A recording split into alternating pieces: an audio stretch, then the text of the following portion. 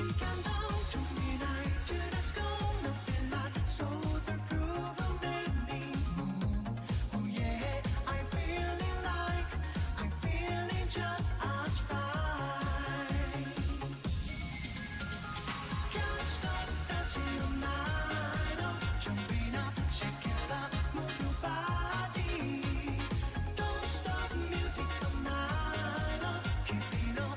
a Friday night.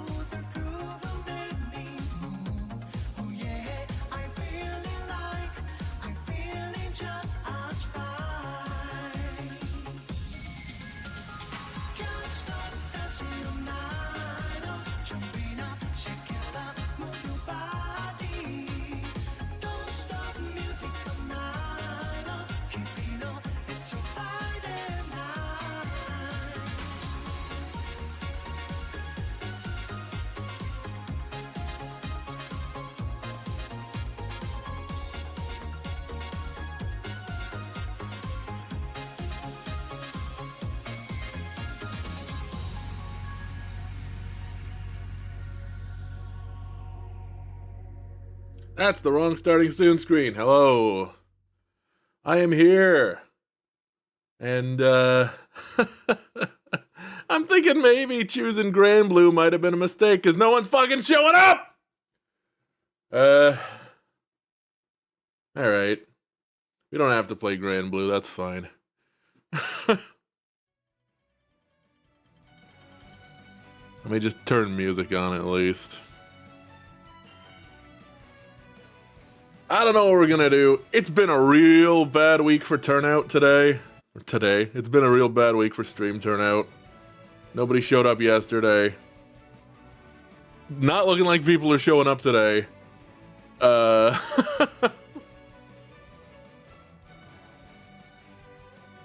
Okay, what to do about that?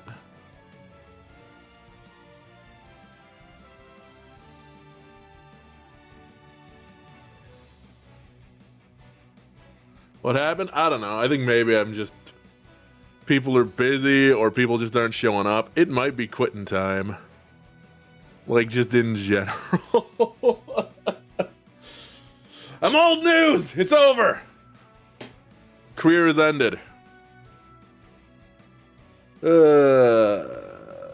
days doesn't make a trend, though. Is this where we break the Fortnite in case of emergency glass? I don't know. I suppose I could also just not bother today if no one's gonna show up.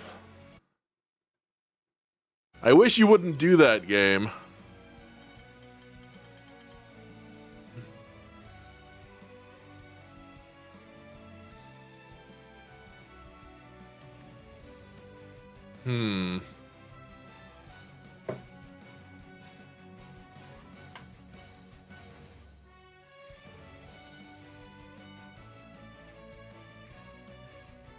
Yeah, I don't know. You showed up, Synchraphy, that's what matters. Okay, well, I'll kick us over to the generic overlay for now. Hello! I don't know what I'm gonna do on here. Please let me know how I can best serve you. That kind of sounds like, what's her name? Lily Pichu, but I don't think it is. Let's switch our partner to the appropriate attitude Vikala. Reporting You're here for 30 to 45 minutes? That's somebody. forever. That's doubling our viewers for 30 to 45 minutes. I feel that, Vikala. Alright.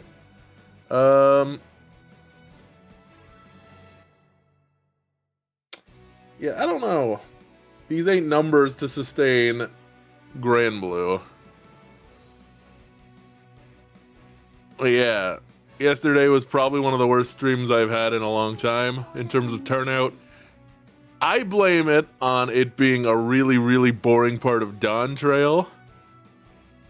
So we're gonna, I think, probably take another kick at Dawn Trail's MSQ, and if the turnout stays bad, I might just axe it and blow through it on my own time. But I don't know. Where'd my rat ears go? I don't know, yeah. It's, I don't think there is enthusiasm for Dawn Trail like there was for Endwalker or Shadowbringers. I mean, obviously there isn't. That's not a surprising statement. But, Gotta cheer for the strong and glamorous. They're just not my people.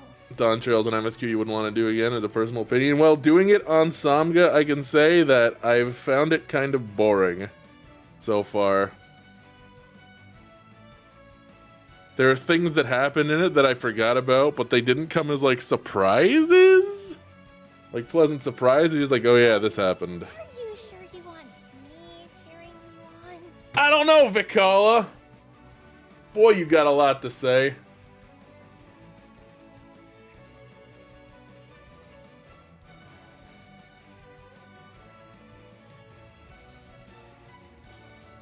Well, depending on the turnout, in subsequent Dawn Trail streams, we may just axe it. Focus on something else. If a Mog Tome event comes up, we'll have Rival Wings this stream, which will be good. That'll help us get our PvP passes done on alts. FF14 Lore Book Club? Maybe that'll be the move. The only thing that I have coming up that's like, hell yeah, I'm ready for that, is I got Civ 7 ready to go on the 6th of February. So next week, on Thursday, we will be playing Civ 7, hopefully. Here with me? The loneliness is deafening.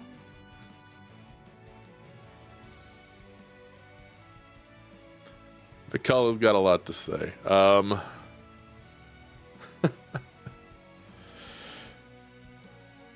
Well, you know, I think I might just let you guys go today if no one's showing up. Where'd my rat ears go? I appreciate you showing up, but if no one's here, then what's the point, right?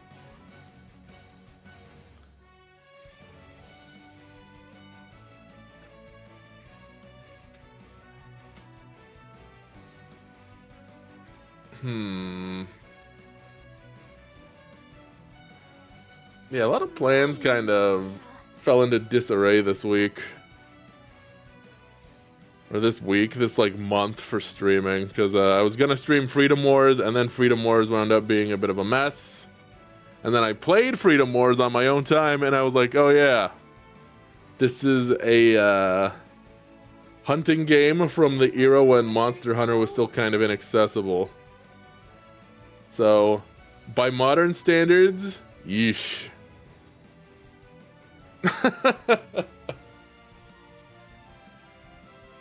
2012 sounds about right.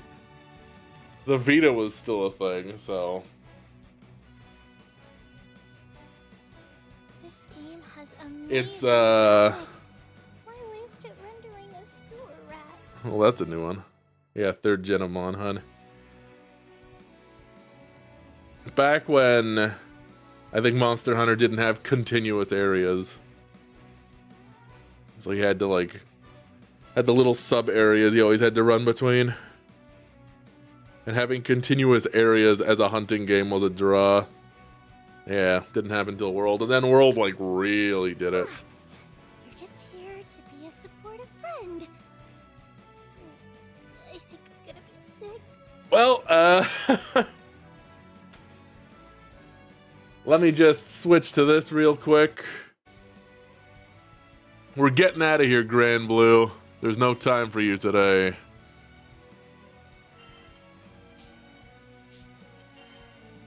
Farewell, Grand Blue. Grand Blue Fantasy Versus Rising. Happy February. Yeah, I should probably schedule stuff. Oh, what the fuck? Why is it Final Fan? It says it's Final Fantasy 14 still. We'll set it to just chatting for now. Alright. I'm gonna do this. I'm gonna turn off the Grand Blue overlay. What else can we do? I got nothing. Let's take a look at what I have on Stranger of Paradise. I played Neo. I'm not gonna say that I like it. Hello, welcome. I'm thinking about stopping the stream because no one's fucking showing up. That's what's up.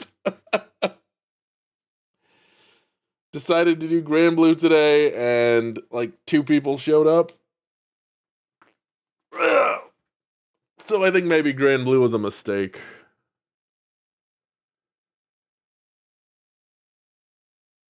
Neo had a specific way to it that was very, you know what? Here.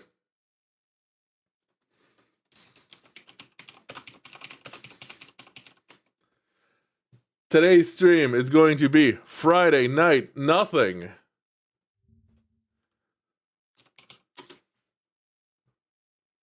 I'm turning on song requests. There we go.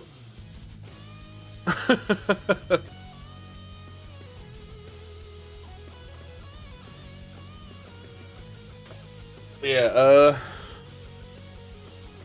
we might Granblue later if more people show up, but like, yeah, I'm not really feeling it. Today's turnout and yesterday's turnout really kind of gutted me.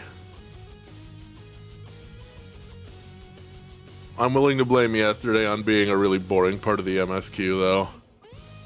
Because, man, that part of the MSQ is boring! I want to talk about Creative Business Unit 3 and their problem making pacing interesting. I start streaming when you go to bed on work days? Fair enough.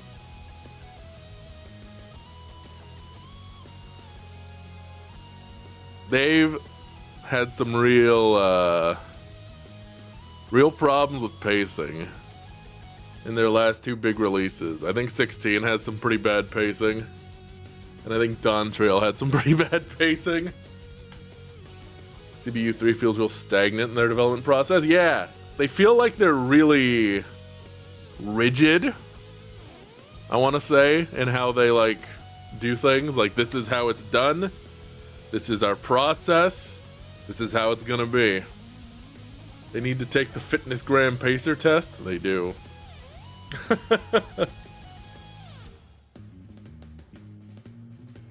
I think maybe they have a very like careful development process, because it doesn't feel like they're taking risks.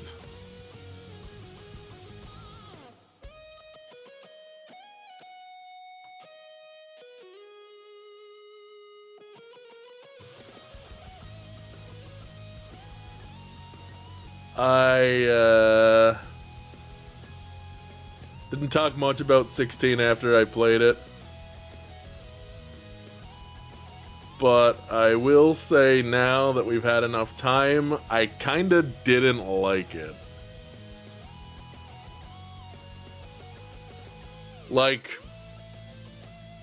I can't point to any individual things that like I really hated about it.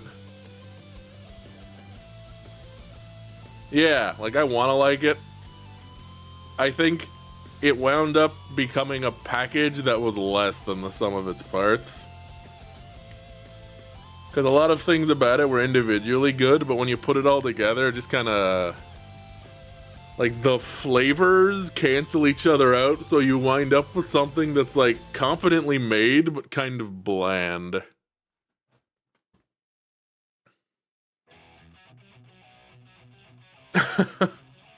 Had it installed on your SSD for 3 months and finally uninstalled it yesterday because you didn't feel the want to play it. Yeah, it's a shame.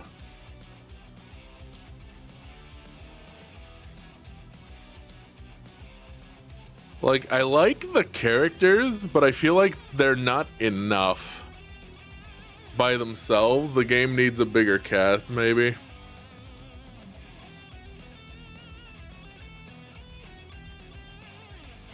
The writing feels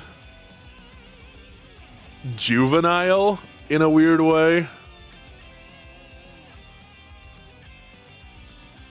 Like, it's obviously mature subject matter, but like I feel like it's written in a way that's like kind of juvenile. Like, it is relentlessly miserable at times. Yeah, superficially dark fantasy. It's like Game of Thrones. It's like they watched Game of Thrones and were like, that. Come on, Creative Business Unit 3.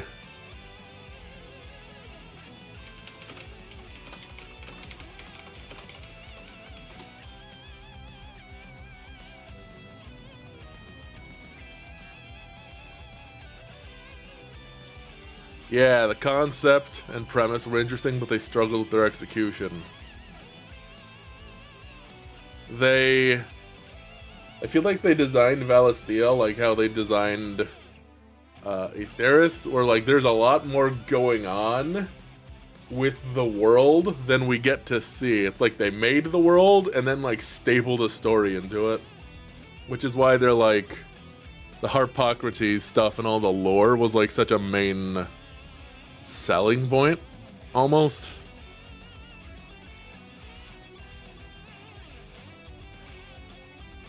Because it's like there's a lot of lore for you to soak up, and it's like, okay, cool. Doesn't satisfactorily answer any questions, any huge societal problems, other than, hey, it got a better event. My god. Is Final Fantasy 16 a moralist video game? Incremental change.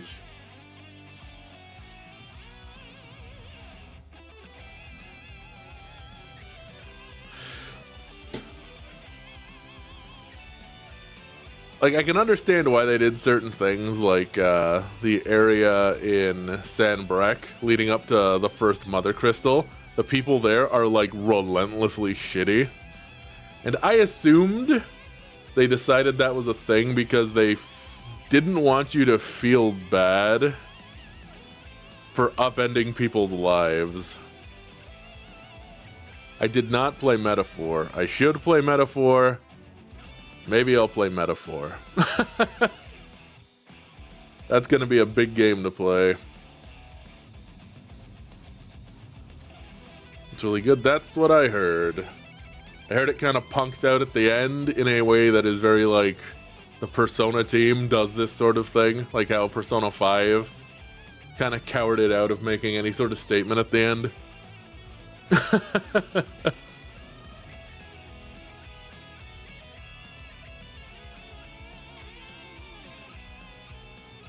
But I mean, if that's the worst that it does, then I've suffered that before, so. Alright.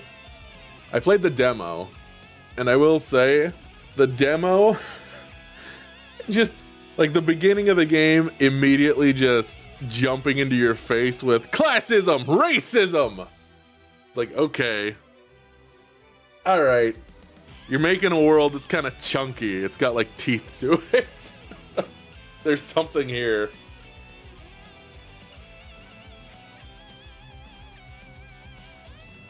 You disagree, but you do think it falls into a similar thing of, hey, the status quo may not change eventually, but it can be changed for the better. I guess I should play to figure that out for myself. Exactly where I stand on it. Some of my best friends are LDNs.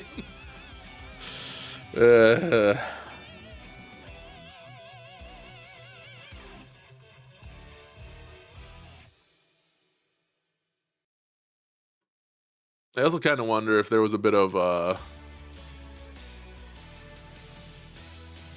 Clive's a good boy in FF16. Perhaps to his detriment, he might be too good. And I feel like he doesn't read as a good boy. In terms of how they were setting him up.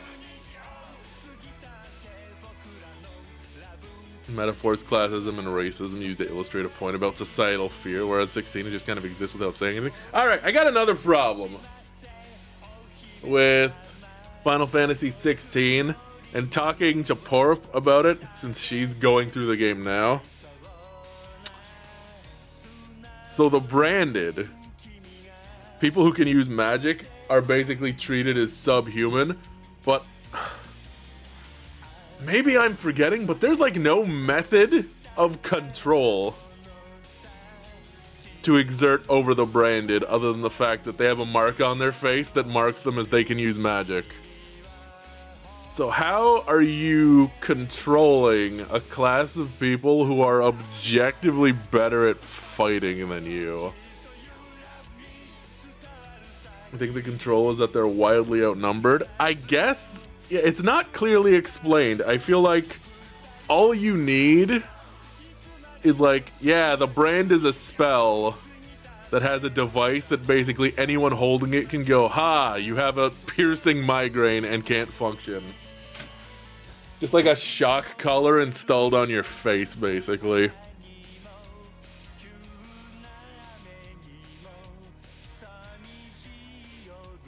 Because they're like, there's no way to control the branded outside of them being outnumbered, but you're also like, creating an environment where, like, as a branded, I feel like I would almost want to just, like, I'm just gonna fight to the death and take as many of these fuckers with me as I can.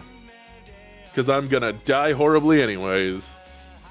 Yeah, it almost gets there because the brain is poisonous if tampered with. So you gotta have, like, the really dangerous surgery to get it removed, and it's, like, disfiguring.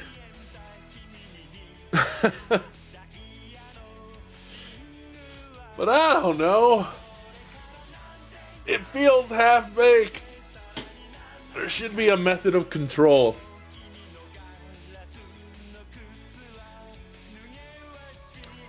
Like, obviously, there's probably, like, an amount of, okay, well, they have learned helplessness just because of what society did to them, but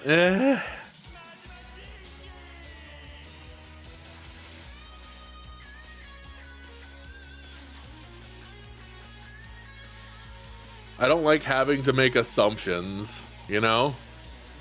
Having to, like, bridge gaps myself. Because then it feels like, okay, well, I'm headcanoning an explanation. Would have helped to think that part through. It wouldn't take much. If you just gave guards a means to, like, basically put down branded real easy, and then you could say, yeah, we don't use these in Rosaria. That also creates another thing for, like, Clive to have.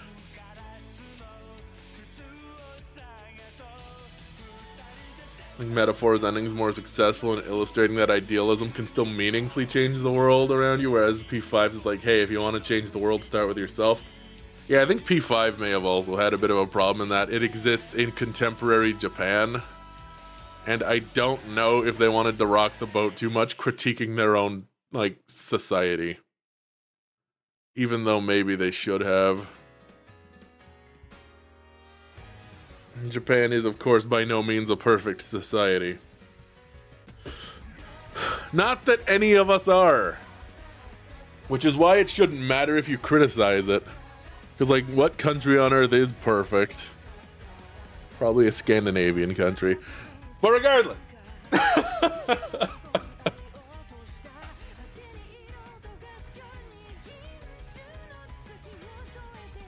Maybe Tracer Tong and Deus Ex was right all along.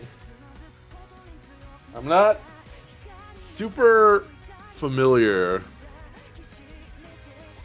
with OG Deus Ex, and my recollection of the Adam Jensen Deus Exes is kind of hazy. I just remember people being called clanks. Hating the augmented, which makes sense, I feel like. The X1 is really good. I think I have it. The last time I interacted with Deus Ex was, you guys remember that fucking solar eclipse during the last Donald Trump presidency, and everyone was like, don't look at it. And then there was a picture of Donald Trump looking straight up at it with the sunglasses. Someone photoshopped that into a Deus Ex cover. It was really stupid.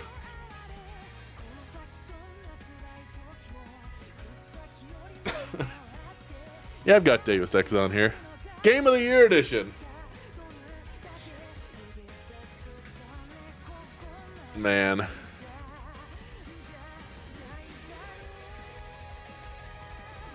It's, when did Deus Ex come out?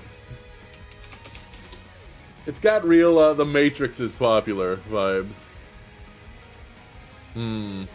Right before 9/11. Yeah.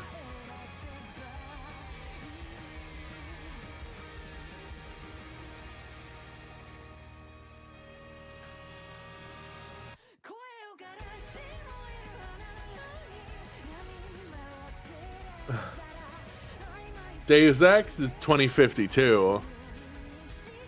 Human Revolution is 2027. That's 2 years out. Man, the year before 9/11. Well, no, I asked when it came out. Like, it came out, and I looked it up, and then I saw... I did mean release year, but ADHD brain saw a different number.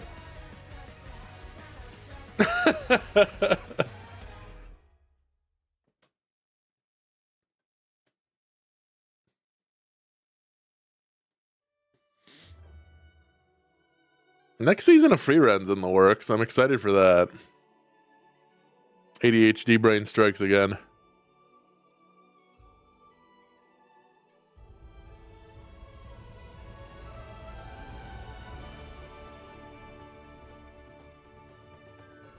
Should watch Freeren. I really like Freeren. It has that thing of...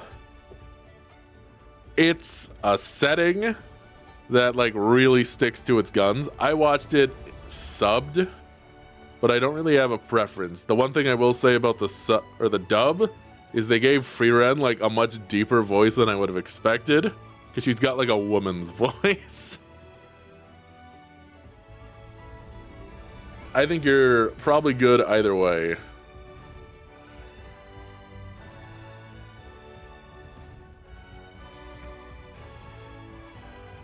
Freeren has had a couple different, like, I guess, blow-ups of people not understanding it.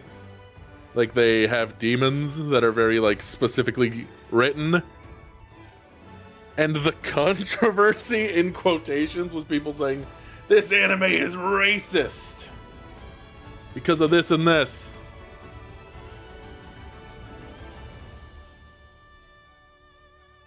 And then there was the other thing about somebody saying, I watched Freeren at 2 times speed and I didn't really connect with any of the characters. And someone saying, so you're saying time passed too quickly for you to connect with anyone?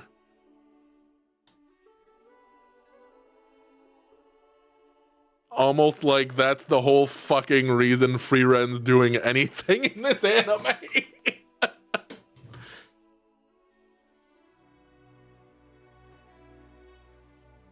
But yeah, Freeren has what I would say is an excellent supporting cast. All the side characters are very interesting and like they have depth, or they have something going on that makes them interesting. There's nobody who's like two-dimensional or unlikable.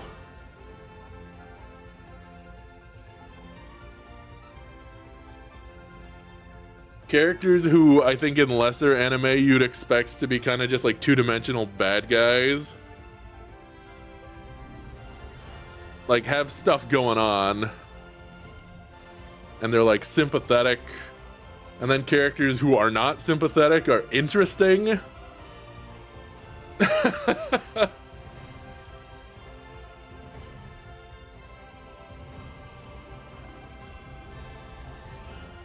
Like, there are characters in Freeren I don't like. And I don't like them because they're unlikable. On purpose. So I would call that a success. You know, like, dude, you're kind of an asshole. I don't really like you.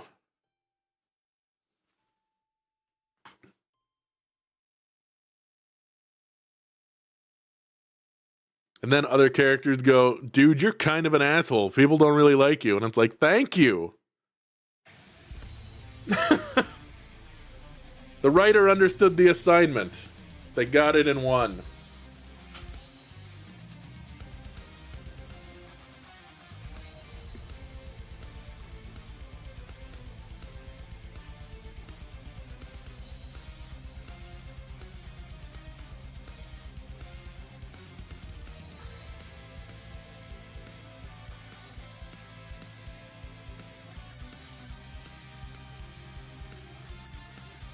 Also, Freeren hits for me in a very certain type of character I like. Unexpressive characters who feel feelings subtly.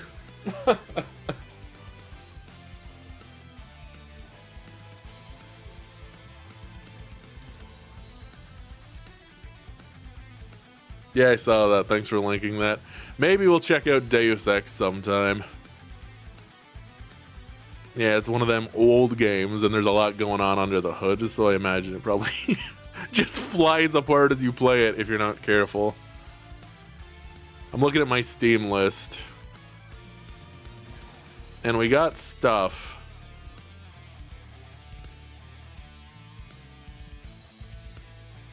I guess we're not gonna really bother with Grand Blue probably for real until Sandalphon comes out.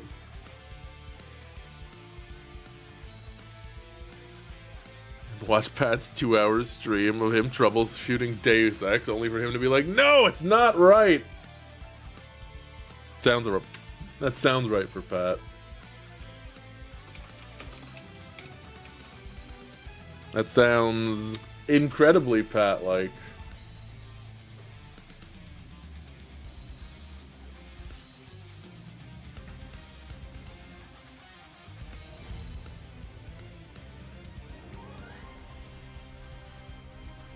Citizen Sleeper 2 is out? Oh yeah, No Man's Sky had its like next big update. That might be something to pop into and look around. They added like ocean planets and like they improved the oceans. So there's actually stuff in the water. Geography is more interesting.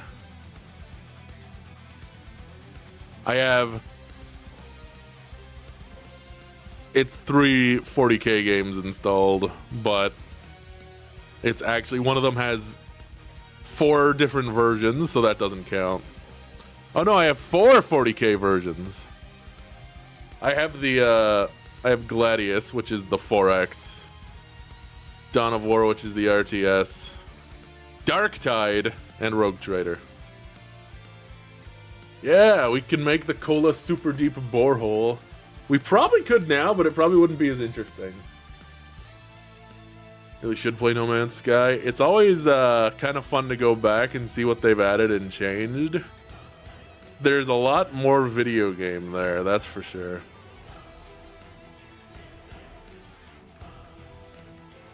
It's one of the few games I've played in VR.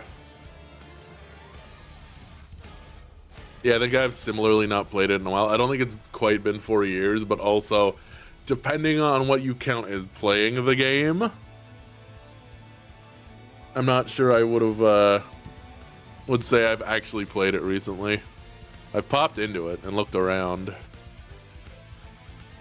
You know when you pop into a game and you're like, this save has a lot of stuff on it, but fuck, I can't remember what I've been doing. Maybe I should just start over. But this save has a lot of stuff on it. And I don't want to just walk away from that. I'm in that situation.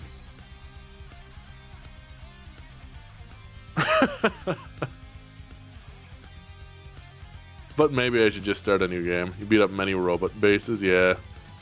I remember doing passes and just blowing up robot bases in my ship. Thank you for the sub, Frederick. 37 months, hot dang.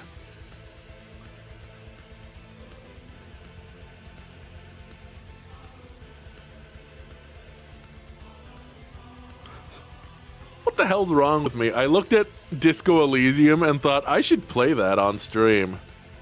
Yeah!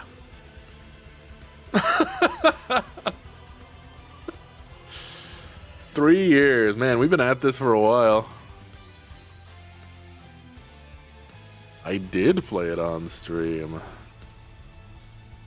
Maybe take another kick at Baldur's Gate 3 once it's done. Yeah, I do blood myself.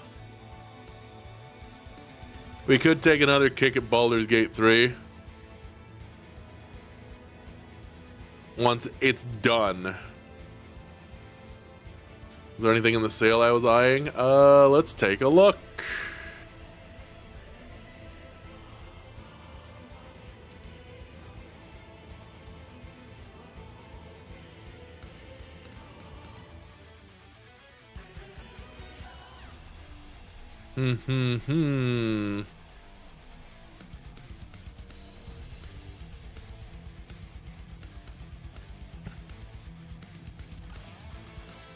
Passant, a chess roguelike. Balatros really set people down a certain path of trying to make roguelikes for like old games, huh?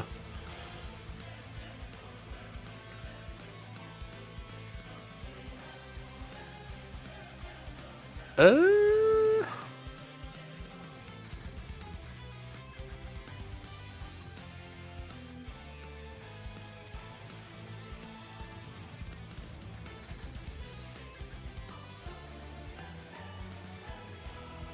you guys remember when I was like, not Space Marine? Now I'm looking at it and being like, maybe Space Marine. Fucking, I got the bad Warhammer brainworms.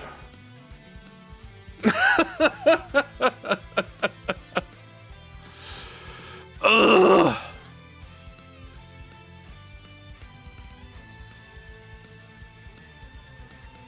Those aren't brainworms, those are Tyranids. Great, I'm a gene stealer. Oh no.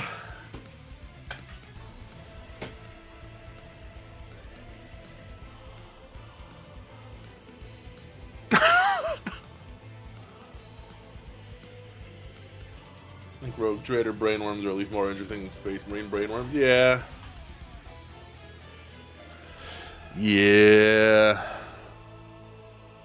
But boy, you can feel it when you're like looking at 40K stuff. They're like, Space Marines. Space Marines, though. Come on, Space Marines. You know you want to get into Space Marines. And then I'm like, who are those guys? The Tau. And they're like, don't look at them. Space Marines. They got cool mechs. Space Marines have cool mechs. Oh, okay.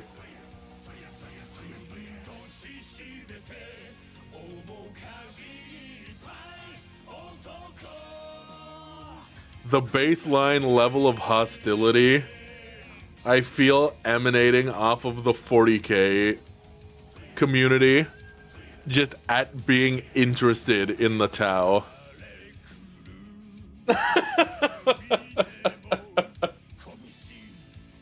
Ogrins have a box for a grenade, though. You can't be. That is true. I think if we're talking Imperium of Man, I'm definitely more of an Astra Militarum guy than a Space Marine guy. Which is respectable as far as I know. That's a respectable choice. It's a difficult choice, but it's a respected one.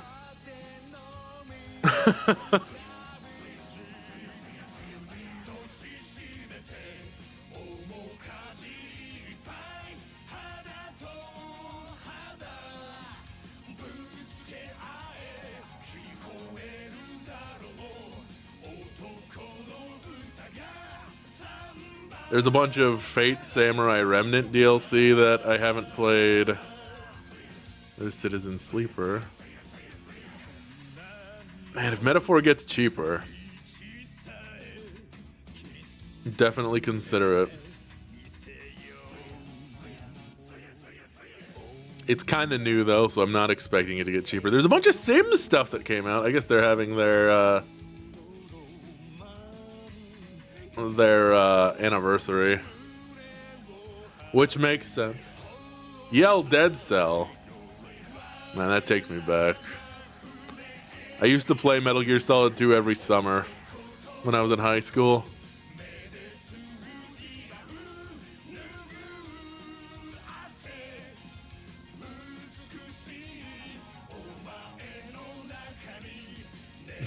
Every April 30th. I guess that would be significant. Picked up the Master Collection on sale. Not a bad idea. Not a bad idea. Trying to sell me on Space Marine. It's been on my front Steam page like for weeks because I've been playing 40K games and they're like, hey, this is a popular 40K game. Metal Gear 1's fucked up. It sure is.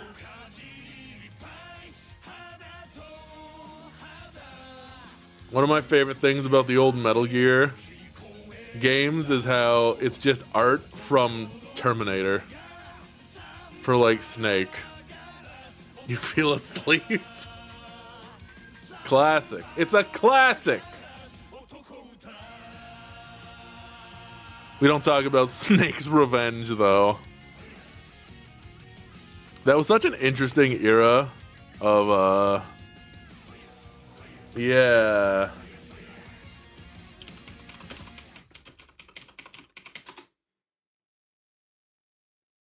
Well, it's not art, it's like a photo here.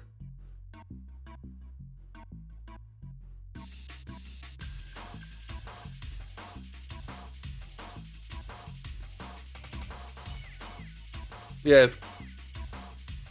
Oh, is it?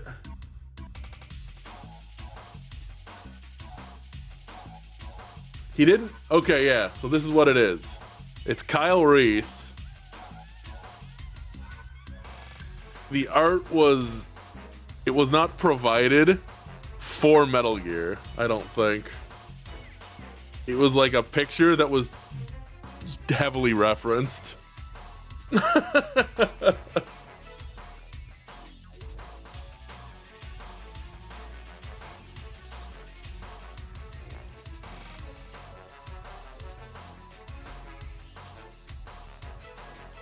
I think they did that a lot, especially in games coming out of Japan, where they just looked at like movies and were like, yeah. Because Contra was like Rambo and Predator just slapped together onto a cover.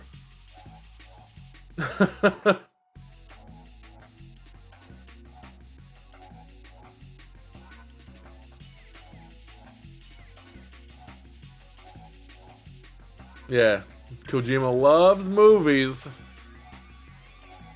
He loves them. He is mostly made of movies. He's more movie than man, some might say. Ugh. I think maybe I did need to take a day to just talk. Do a just chatting day. I need a just chatting overlay. Because this blank screen's really doing it. No, it is what it is.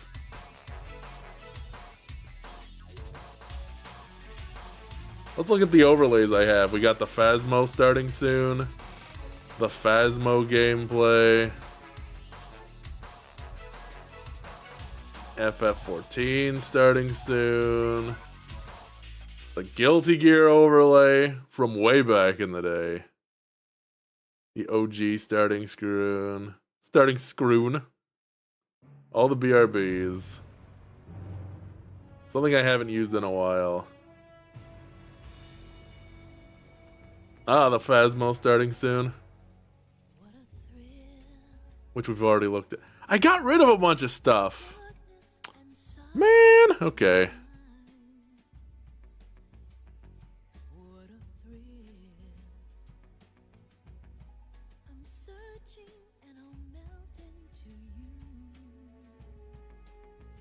Snake's Revenge.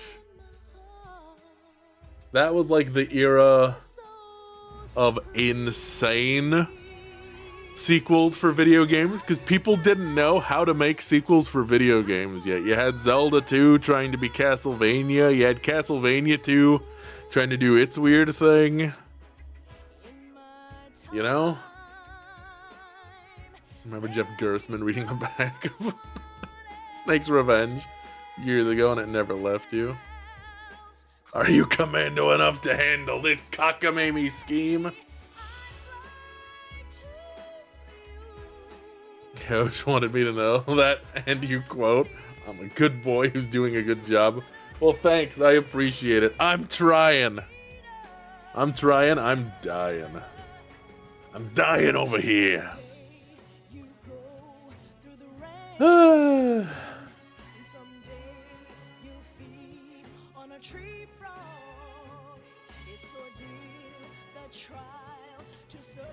Yeah, just gotta make it till next week.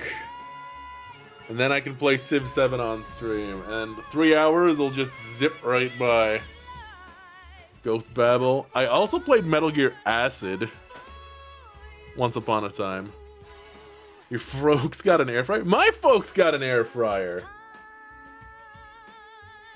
Air fryer bacon does sound good. I don't think I've actually had air fried anything yet.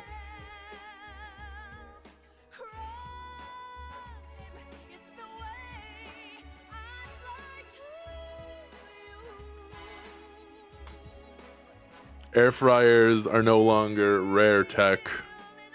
They are becoming obtainable. Because it is a replacement for an oven since it's just you there. Yeah, makes sense. Air fried chicken's pretty good. I've seen some air fried recipes that look really good, like really crispy. I'd be interested in trying them out. Oh man, I have Indivisible. I've had Indivisible since it came out. I don't think I've ever played Indivisible.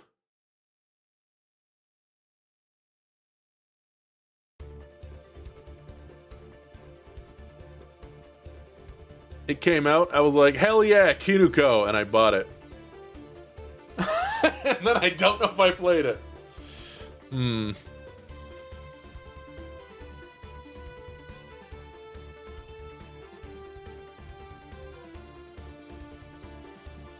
From where? That's a good question. 'Tis a mystery. Your last theater job had an air fryer in the green room, so you use it to reheat chicken tenders? Dang, that's quite the green room.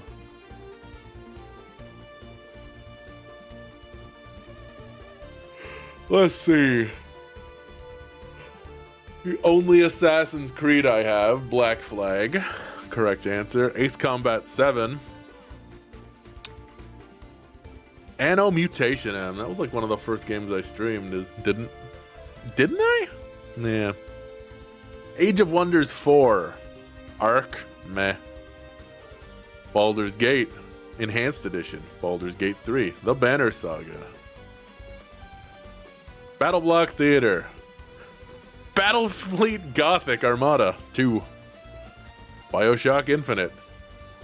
A collection of Blaze Blues. Ace Combat 7 Rules. It was fun. I don't know why I stopped playing it. I think I got busy with other stuff. The Blaze Blue Asterix roguelike. In that it is a roguelike with Blaze Blue characters and nothing to do with Blaze Blue. Yeah, cute Absolute Territory girl with a ponytail. It kind of took a weird narrative, like, just turn right at the end into, like, SCP stuff. Borderlands 2, Borderlands 3, Borderlands Game of the Year Edition. Bravely Default 2, that was a good game. Broforce, Bully, Code Vein, Content Warning, Core Keeper, Crusader Kings 3, Crypt of the Necrodancer, Cyberpunk 2077. Hello, Porp, welcome.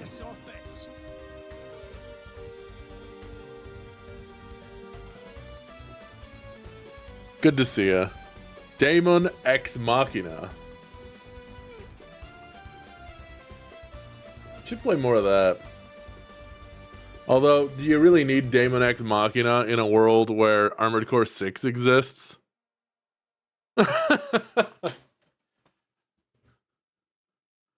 Dark Souls, Dark Souls 2, Dark Souls 3.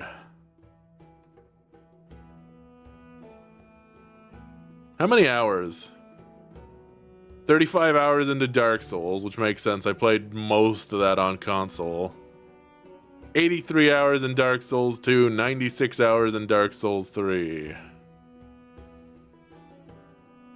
Darkest Dungeon. Shame about the narrator. He did a good job.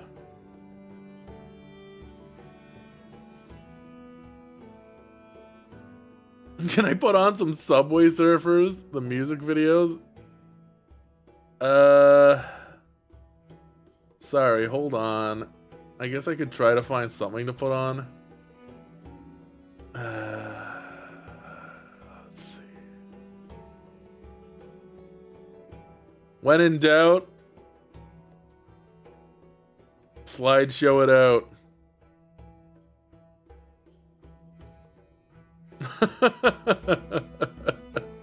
There we go. The slideshow. Let me just...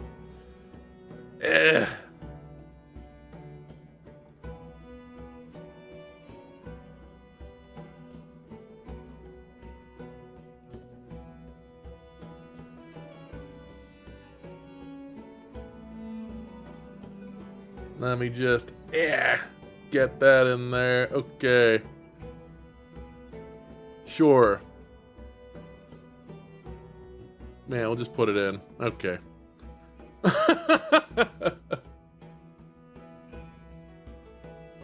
Thought your screen was frozen. Now it's just me talking.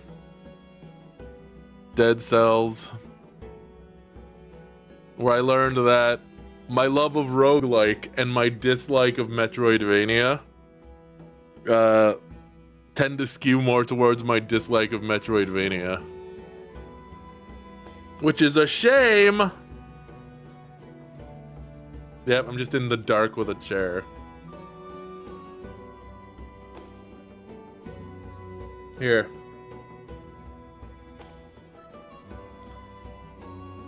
I want to like Metroidvanias so bad, but like something about them does not jive with me.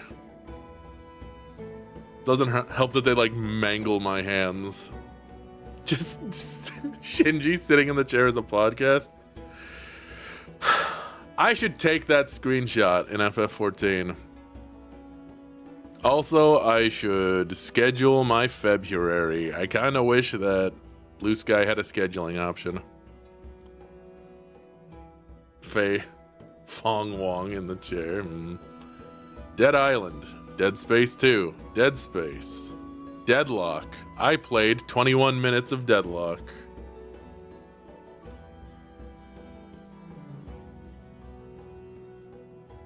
Death Road to Canada. Deep Rock Galactic. Destiny 2? Huh? Gonna have to do it manually like the old days, yeah.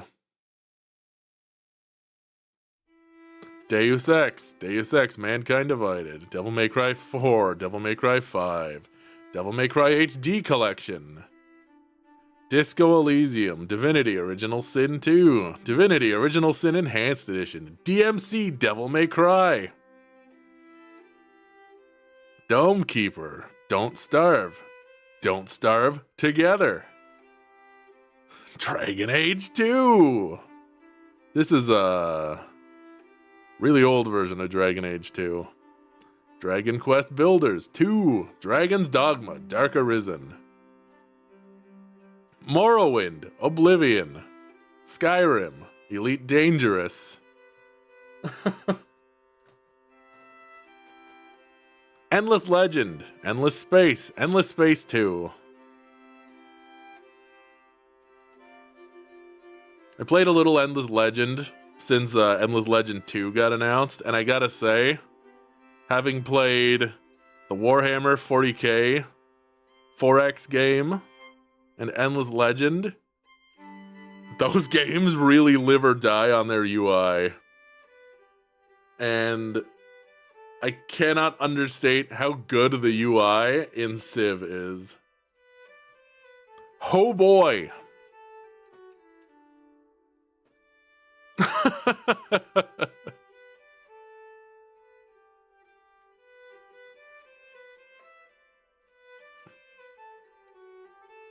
What else do we got on here? Fallout 4, Fallout New Vegas, Fate Samurai Remnant, Fields of Mystria, Final Fantasy VII, Final Fantasy XI, The Forest, Freedom Wars, FTL, Gary's Mod, Goat Simulator, God Eater 2, God Eater 3, God Eater Resurrection, Grand Theft Auto 5, Guilty Gear 2 Overture, Guilty Gear Isuka, Guilty Gear X2 Reload, Guilty Gear Xrd Rev 2, Guilty Gear Xrd Sign, Guilty Gear XX Accent Core plus R.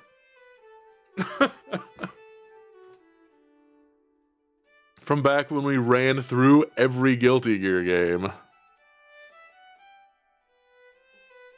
Not even Guilty Gear Advance.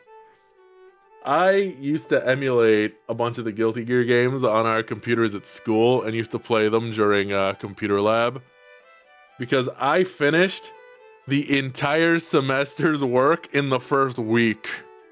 So then I basically just hung out and like if people had questions, I dealt with them for the teacher.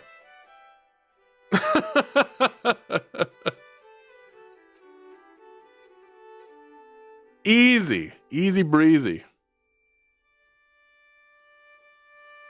Guns of Icarus, Hack GU, Last Recode, Hades, Hades 2, Half-Life 2, Half-Life 2 Deathmatch, Half-Life Deathmatch, Source, Half-Life, Source, Helltaker, Hi-Fi Rush, Holocure, Human Fall Flat, Humankind.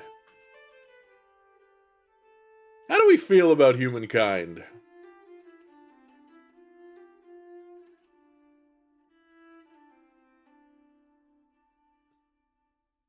They're not?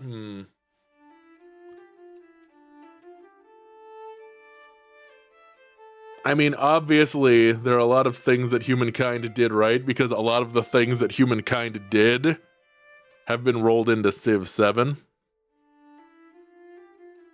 So it'll be interesting to see what exactly Civ 7's take on these things are going to be, like the ages, switching civs and stuff. I will say, I think Humankind was a bit lacking in personality. Hyperlight Drifter, which we played on stream. Indivisible. Killer is Dead. That was a weird game. Left 4 Dead, Left 4 Dead 2. Lego Star Wars. You guys remember streaming that? That was a pretty good time. Lego Star Wars was fun. I don't like sand. Yeah, at the end. Right at the end, when all the Jedi are encouraging Rey, here comes Anakin with I don't like sand. Derailing the encouragement. I gotta say, the jokes hit. They did a good job.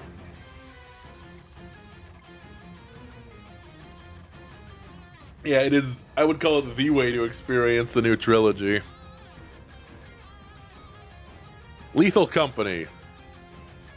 The Long Dark featuring David Hayter. Loop Hero.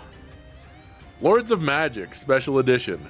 This was a game I played the hell out of when I was like a kid. Yeah, you could feel genuine love in that game. A real love for the source material. Lords of the Realm. Lords of the Realm 2. Lords of the Realm 3. Lost Planet 2. Man, what did they do to you, Lost Planet? This was such a weird era of Capcom games. I loved Lost Planet 2, by the way.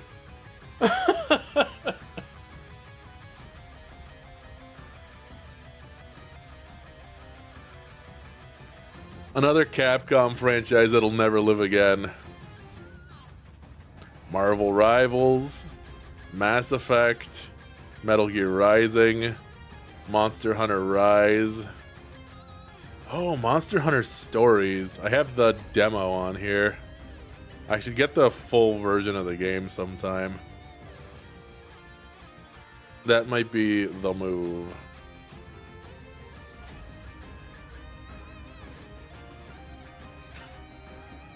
It's on sale on a couple sites. I might take a look-see. It's Stories 2. I'd probably just jump in on 2. So I can complain about Palicos with voice acting and be totally normal about Kena.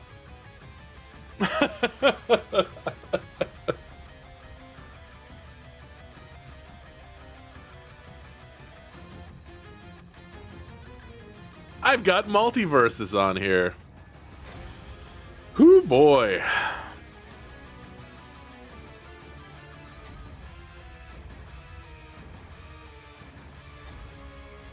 Yeah, not for long. They bungled it. They bungled it hard.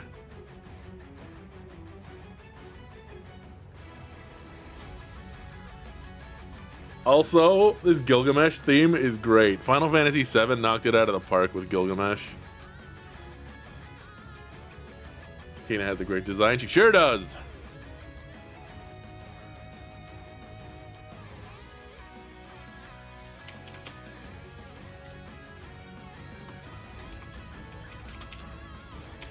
I am not sure. It was... I don't don't even know. It wasn't a place where I was expecting to like find someone's like waifu alert, but then like, oh, there she is. Okay. Time to be normal. Time to be completely normal. Kana from Monster Hunter Stories 2.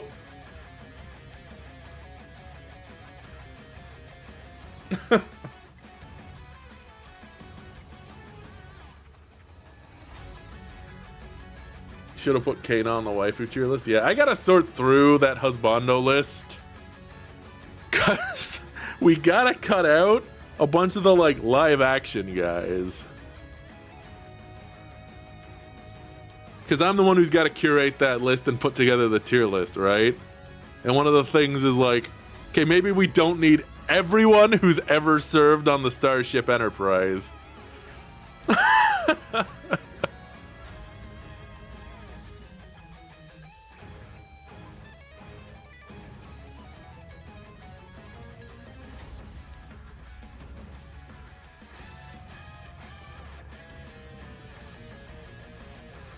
Someone also didn't post pictures and they used GIFs. Yeah, I'm gonna have to hunt some things down.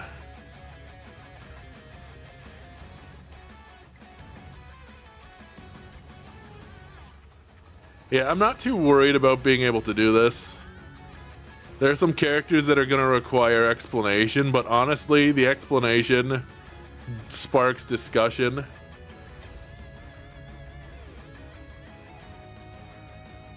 And I'm not gonna say I wasn't tempted to put in some characters who people be like, who? Alright, night Conti, thanks for coming by.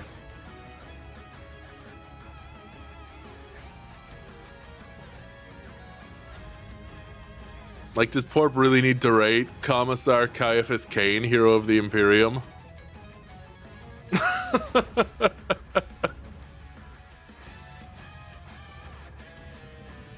Exactly. Yes.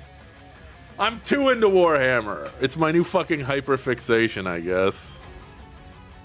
I don't like that it's my hyperfixation. That feels so... It feels so... common.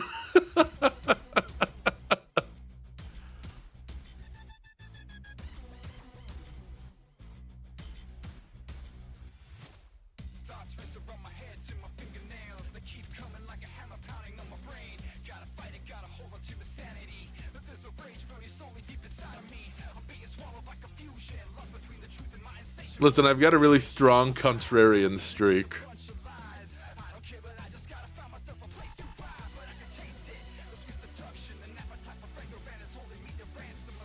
God, some of these choices. I'm going through the list right now. A lot of these choices are like, okay, good, okay, interesting, okay, that works, that works, that works. What is this? We got 2 weeks till Husbandos. That's right, you're doing it for Valentine's Day. I almost said Halloween. I mean, is Valentine's Day not Halloween for single people, getting to pretend you're something you're not? Kind of scary like Halloween, yeah.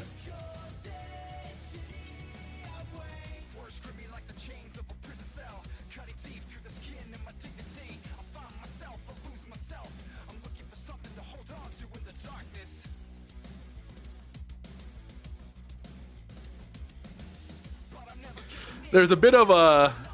Somebody thought of a character from something and then just posted every other character they could think of from that property.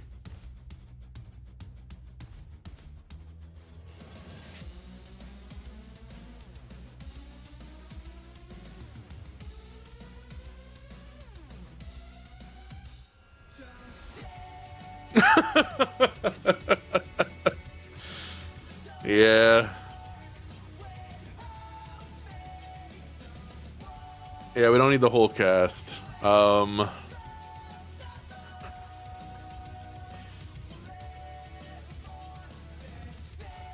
an actual walking tank. I think I'm gonna discount the like personality-less mechs. Like they posted them and then gave the specs.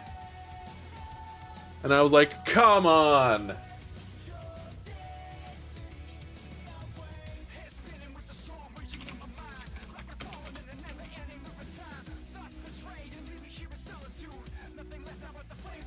Like, how hot are these mechs? I would say not very. Like, there's an argument to make for mechs being attractive. Like, okay, yeah, Megas XLR has personality. Personality in question is Coop. But like, Titanfall 2 BT7274, I would say has personality. And if someone was like, I'm attracted to that Titan, I'd be like, okay, there's something there at least, you know?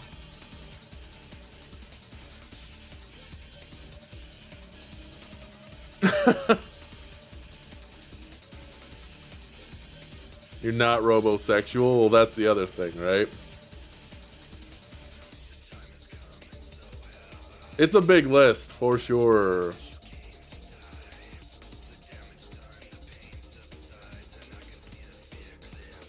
And also, I think we talked about...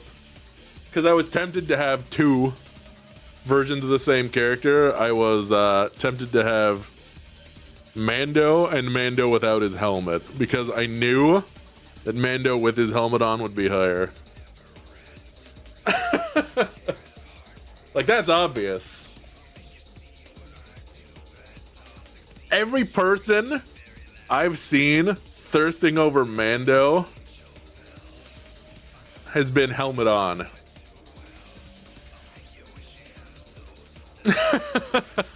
And I get it.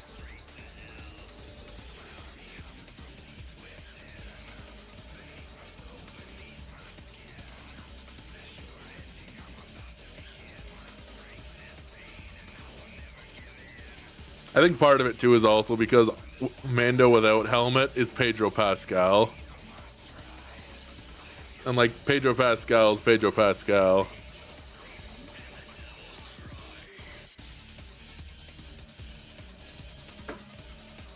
Helmet off, fair enough. I like Pedro Pascal.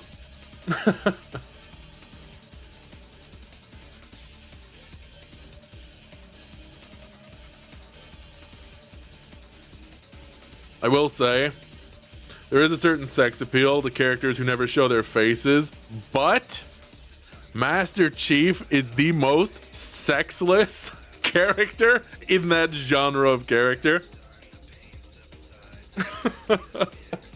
To me.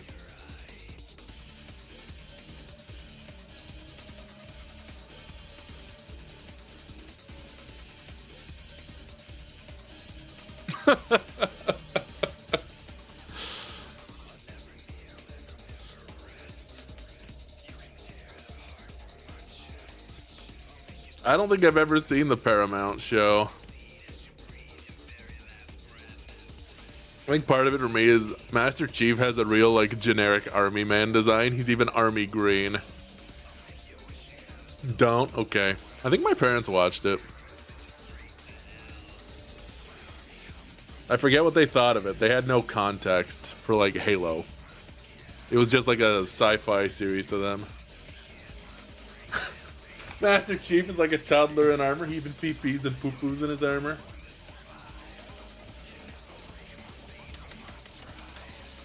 Tisk tisk, Mr. Chief.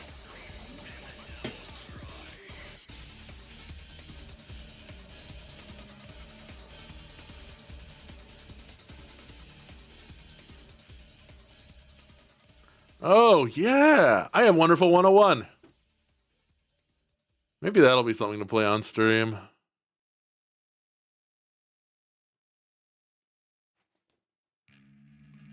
It was a good time. Well voice acted. They got a bunch of voice actors who do like cartoon voices.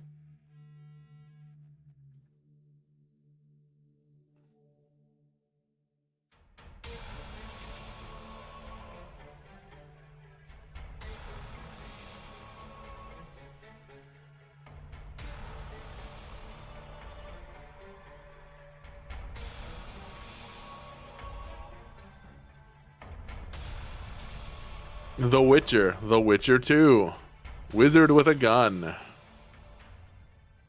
Warframe, Wargroove, the 3 Voice of Cards games.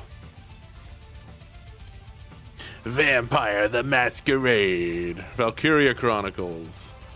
Not Witcher 3 on my PC. I have it on my PS4. No one's gonna stop you, Winter. You have the run of it.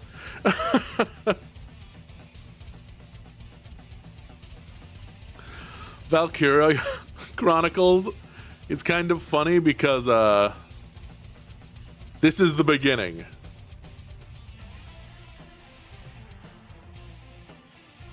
Crush 40.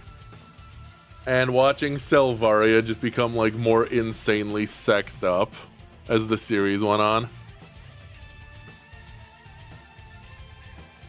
Strong first impression. That's right.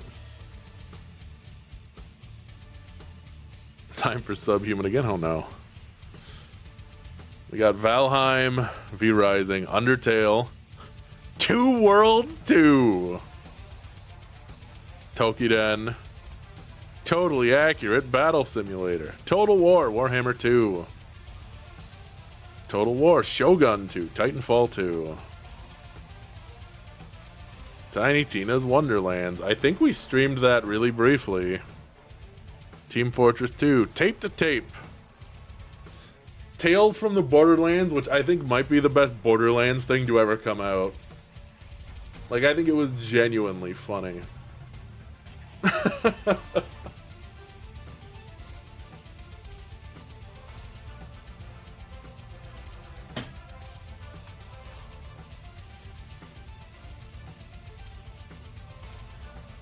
You guys have too much power now. This is new tech. It's dangerous. Super Hot, Super Time Force Ultra, Subnautica, and Subnautica Below Zero. Oh yeah, I have all the delisted Strong Bad games we could play. Strong Bad's cool games for attractive people.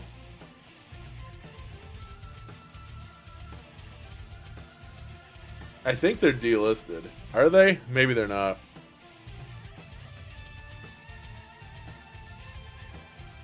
Yep, it's no longer available on the Steam store. They are delisted.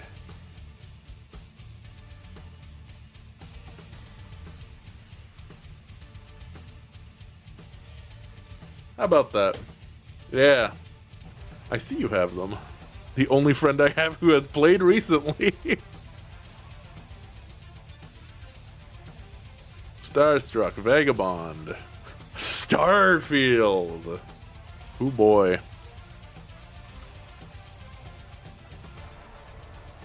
Starbound. There was some abandonware right there. X-Wing versus TIE Fighter Special Edition. Star Wars Squadrons, which was a way better game than I think EA expected it to be. That was a good game. Knights of the Old Republic 2.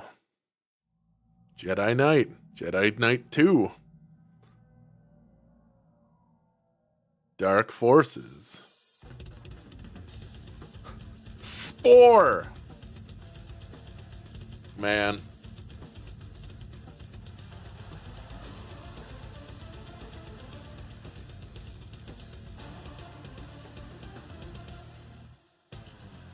Spore was like the first high-profile disappointment I think I ever had in a game. And I mean, it was a pretty high-profile disappointment.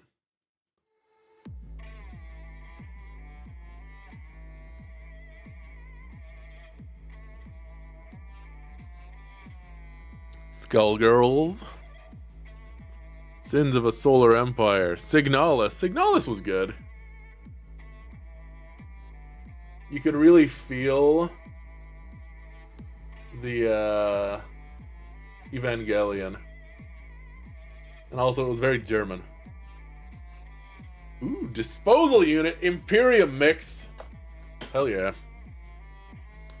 Civ 6, Civ 5, Civilization Beyond Earth, which I feel like suffered from UI problems. I don't know if any of you guys ever played Beyond Earth, but if you look at the tech tree in that, my eyes just glaze over as soon as I look at it. It's too much all at once. They like just drop all the tech right on you.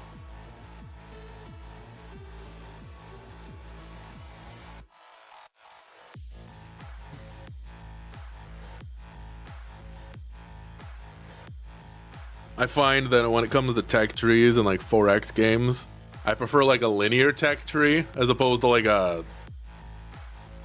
almost like a radial tech tree, like it comes out from the middle in a circle. I prefer it in a line. It's just easier to parse what you're looking at.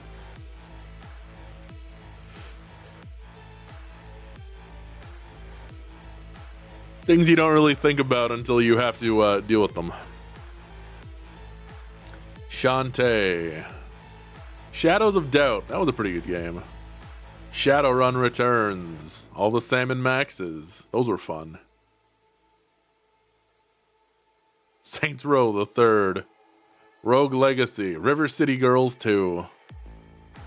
That was also pretty good. Risk of Rain. Risk of Rain Returns. Risk of Rain 2. RimWorld. Resident Evil 5. I only had this because Fuggins bought it for me one Christmas. And then I played it with Porp on her streams, as you guys might remember. Good times.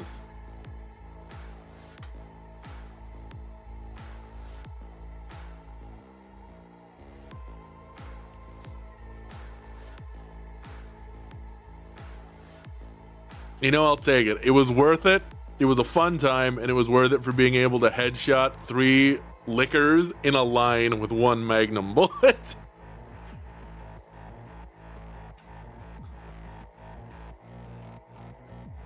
Yeah, it was fun. But man, RE5, that generation of video games was like a weird fucking era of video games. Sounds like they're doing RE6 next, huh? They're just completely sidestepping 5. Yeah, Brown, big part of it. If they make RE6 playable, that's everyone wins. Red Dead Redemption 2 is something I've always thought about playing on stream, but that's quite the undertaking.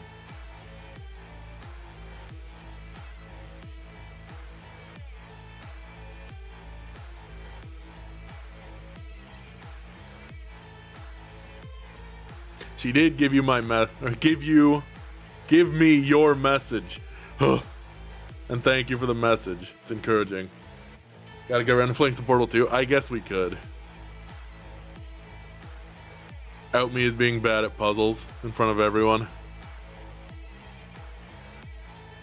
Project Zomboid. I played 7 hours of this. I don't think I care for it.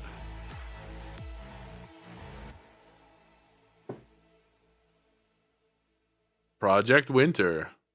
Greatly prefer it to Among Us.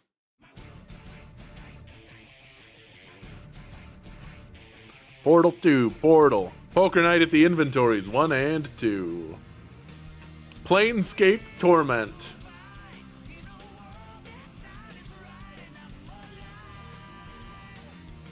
Man, this game's fucking grungy as hell.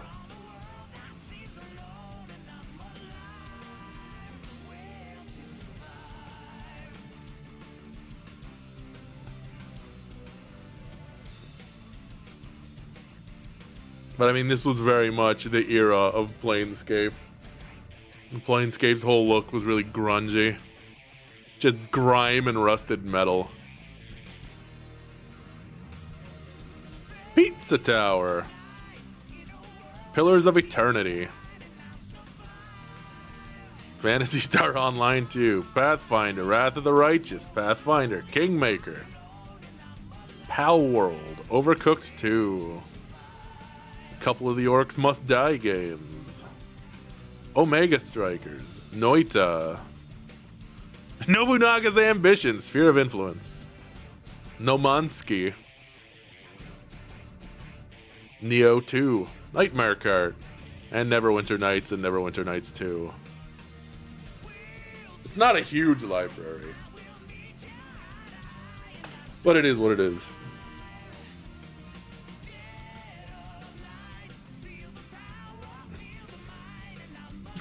Frederick, what did I just say about live action guys? Come on. We'll keep him in because he's in video games.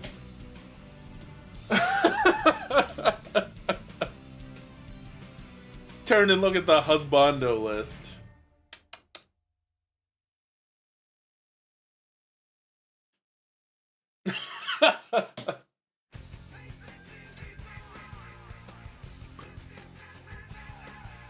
RoboCop gets a pass. RoboCop has the H pass. I'm not sure what that means, but I gave it to him.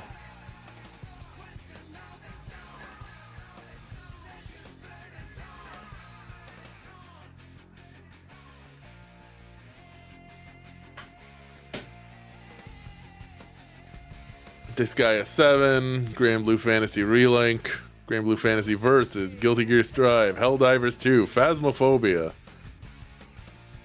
Tabletop Simulator.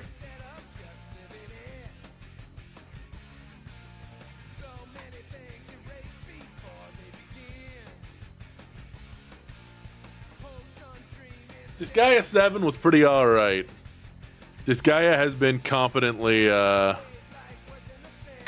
localized basically the entire time it's existed.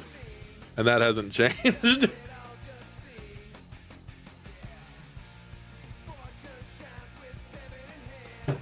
Whoever they've got localizing at Nippon Ichi does a good job.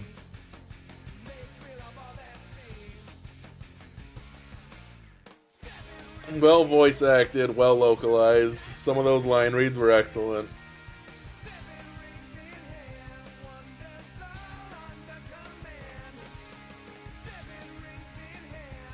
I find when places have like in-house localization, it is either excellent or terrible. There's never any in between. Recently, it's really leaning more towards excellent because I think when you have in-house localization now, a lot of the time there's a fucking localization department. Whereas when localization was bad, they had a guy who was like, hey, you speak English, you localize.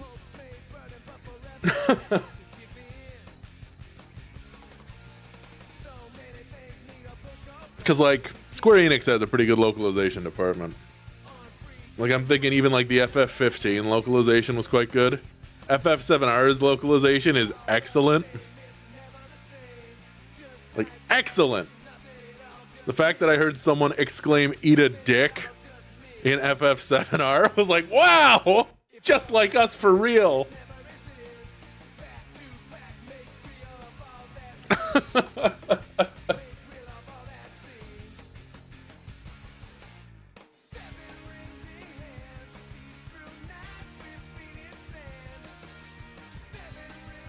FF7R was also kind of funny because it was one of those, like, everyone's in it games. Like, every fucking voice actor is in it because they didn't double up for voices on anyone. Aerith got you by the throat when she swore. Oh, yeah. The ladder coming undone and her just going, shit. That was such a good character moment.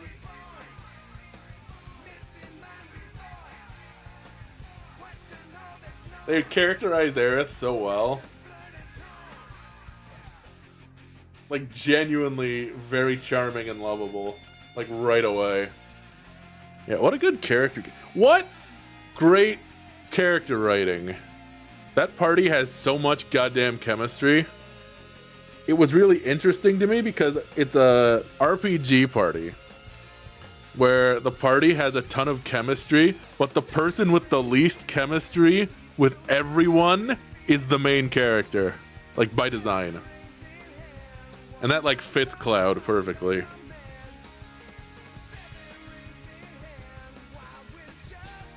It really, like, outs Cloud as, like, you're not normal. Everyone else, they're normal. Yeah, it's almost needed. Although, the scene where Yuffie finally joins your party, and she gives her whole introduction, and Cloud just goes, cool, and walks past her. Chef kiss. Perfect sandbagging. I loved it. Yep, peak. Loved it.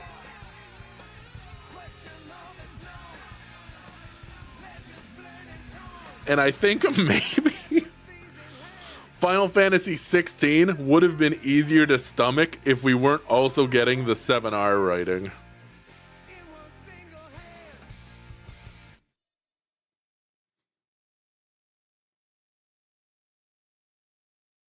But 7R was giving us like delicious food on one side, and 16 was giving us something like really heavy and kind of one note on the other side.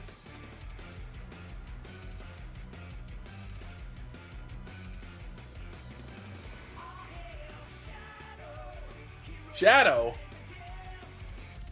Obliterating everything that's not your friend.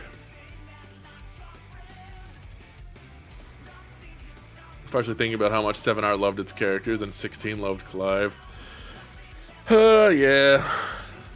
Talking about 16 with Porp since she's going through it. And like, Benedicta was interesting and they did very little with her. And that's a shame. They like took characters with texture and just like shoved them out of the story. Wish Jill was more interesting. I know. I wish Jill had anything other than pining for Clive. She's too agreeable.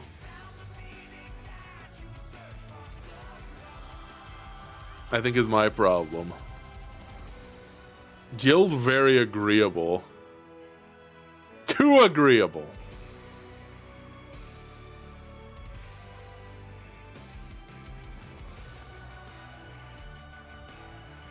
It's fine to be agreeable. Yeah, but she doesn't have like anything else. Yeah, Sid was the real main character.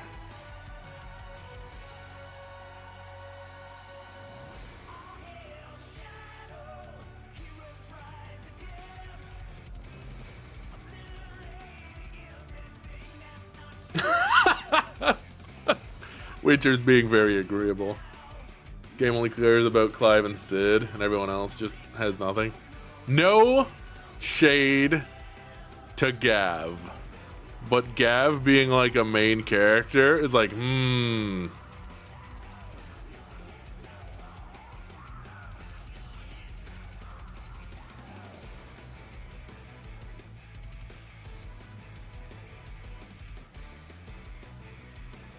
I actually like Gav, but I feel like in almost anything else, a character like Gav would be like a recurring side character.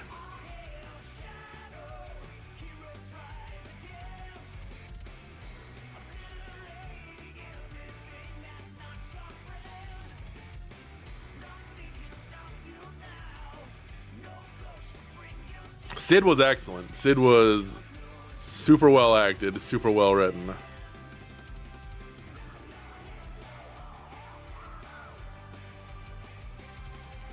Yeah, and then they did the thing they did with Sid.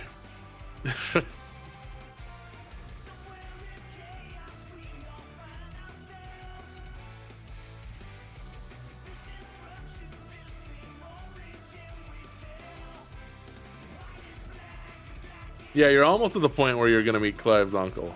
I think Clive's 2-1 note for Ben Starr. I think Ben Starr could do a lot more if they let him, but Clive's 2-1 note. Because I think he's a very likable, interesting guy, and he's funny. You know?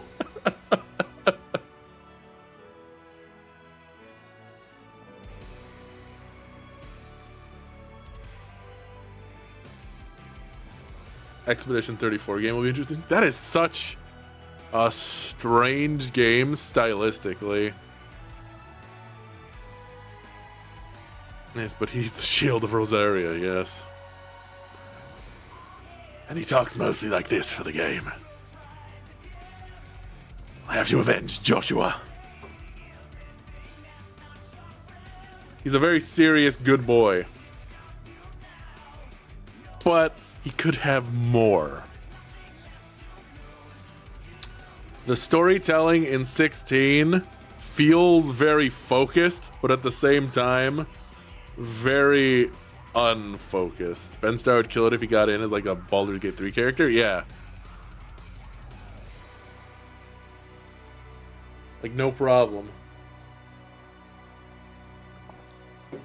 Also, Neil Newman, another good voice actor. Speaking of Baldur's Gate 3 stuff.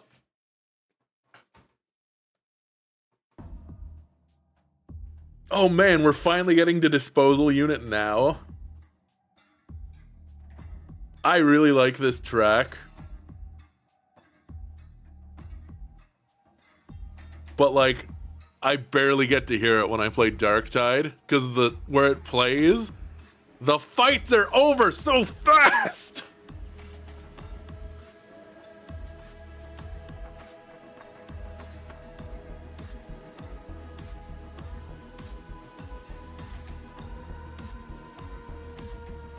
And this is the composer for Assassin's Creed 2, I think.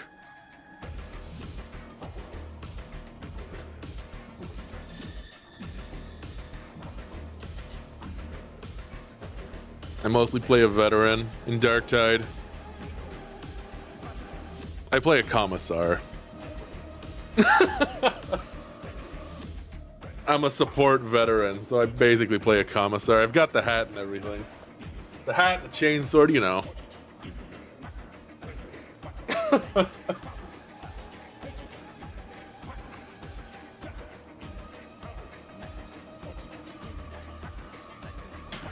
I've noticed in a lot of shooters that have like builds in them that if you have pre-made characters who are like, this is the character, this is their skill set, I'll usually gravitate towards like assassin and DPS characters.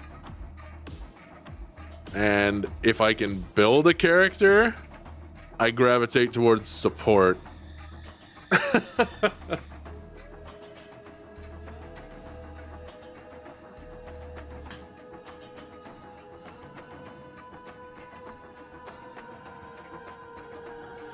You're a tank? Yeah, that checks. That tracks. Tanks are fucking important in a Darktide.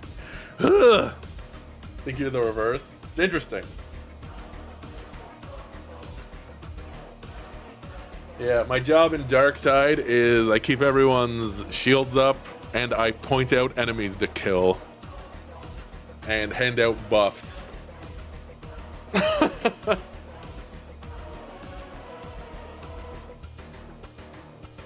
You like making rogues, but you'll play Mercy and stuff?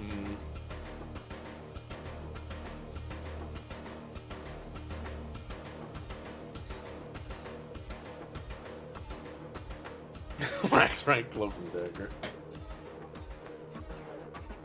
Play Commissar and Rogue Trader,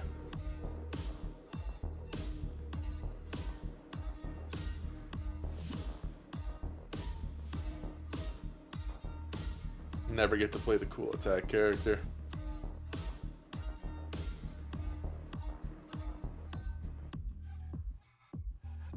Is it because there's never like a cool attack character who appeals directly to you, or you just feel like you gotta be responsible and support the team? Or maybe it's a bit of both.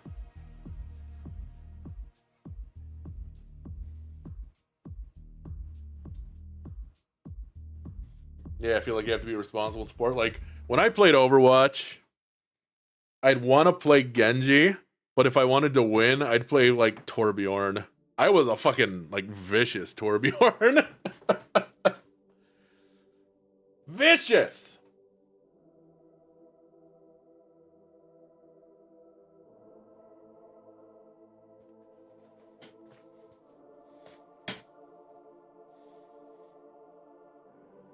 No one wants to be support, so rather than make someone else do it or do something they don't want to do, you just do it. Yeah, I find when I play Darktide, I usually wind up getting a team of 4 supports more than like any other game I've ever played. But that's different, right? That's a PvE game. It's different. Everyone wants to make sure that they can keep their teammates alive. You have many siblings, you think it might have had an impact on how you operate? Maybe. I've also got a sibling, and I think that may have affected me. Space Marine 2, you tend to tank. Right! There's the multiplayer, the PvE multiplayer in Space Marine 2. Huh. Forgot about that. I forgot about the Spec Marines.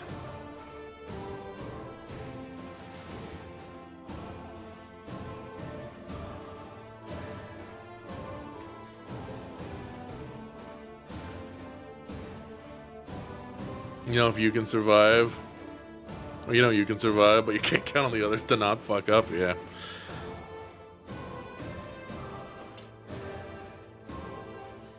I'm not super great at dancing, let's say, in Darktide 2 yet. Or in Darktide 2 Darktide yet, but I'm getting there.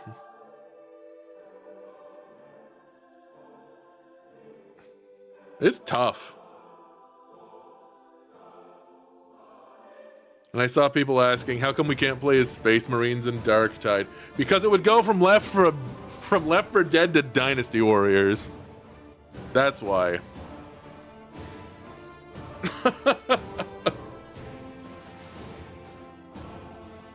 Played a healer in so many things for so many years. Just kind of, I know I can do this. Yeah. I feel like when it comes to dealing damage in a lot of things, I'm like, everyone's going to be dealing damage. I got to be making sure we survive this. I'm confident I can handle that. Yeah, Darktide's the regular Joes. Going from Rogue Trader to Darktide was really interesting because you're basically going from like one of the highest positions in the Imperium to like very near to the bottom.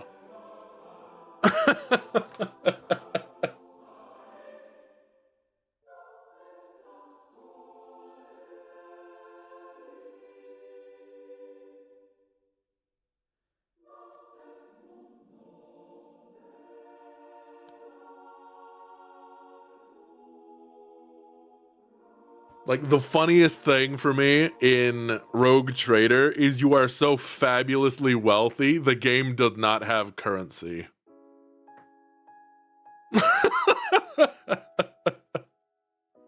It's got a completely different system. Darktide's what sent you down the rabbit hole in the first place. 'Twas Rogue Trader for me. I bounced off of Warhammer a lot of times, or I should say Warhammer bounced off of me a lot of times, specifically because they always came to me with like Space Marines, and I was like, no thanks. We played Baldur's Gate 3, you were a killing machine. You sure were. A real murderizer.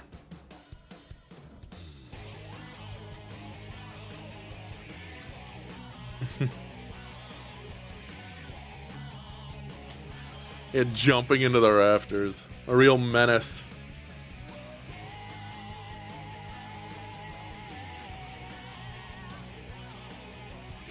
Typical cat behavior. Batborb, yeah. Yeah, she was a Batman. I'm Batman. Alright, I'll be back in just a sec. I gotta get more water. Go, Hildy, go. Alright. I shall return.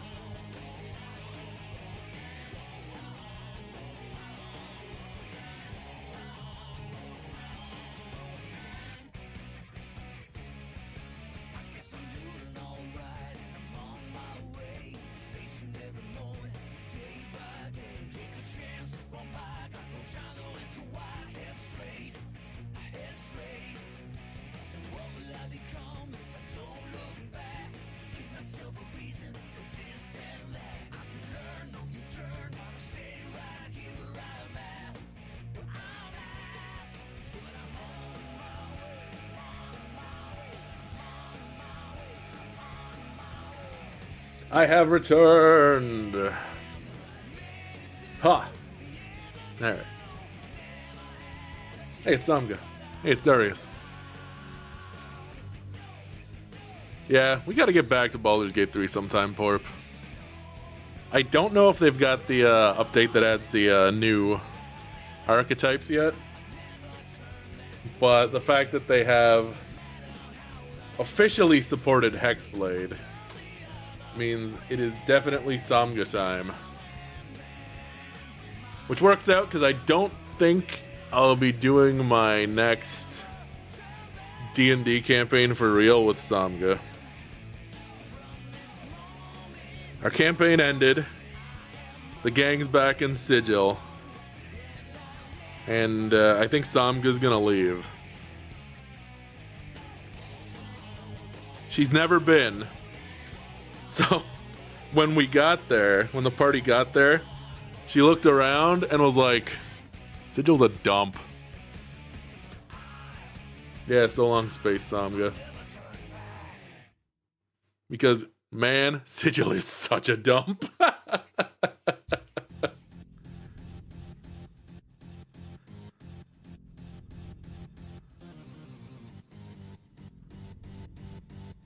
Just dumped 13,000 Modrons or Moldrons on Sigil. Yikes. And that's how we ended Planescape.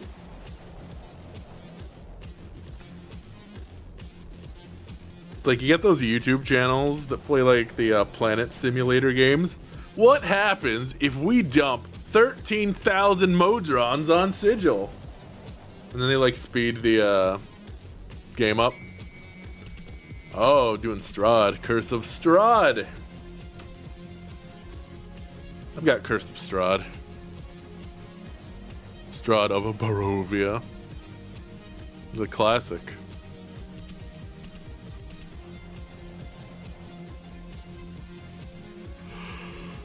Oh.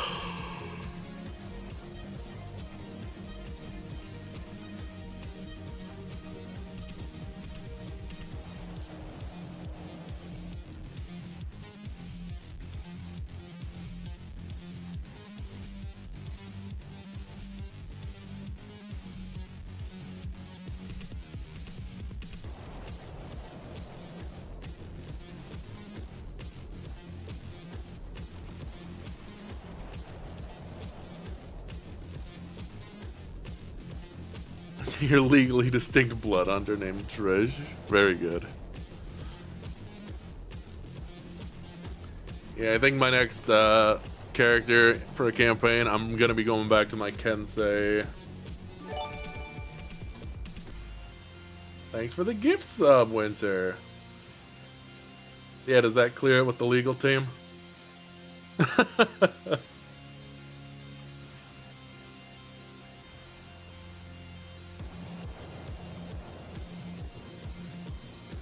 No problem. We're making deals over here. It's fine. Don't even worry about it.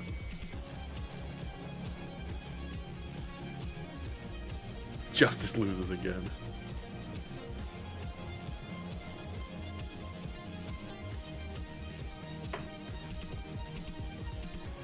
I mean, to be fair, I don't know how much justice was involved in what would probably be a civil case.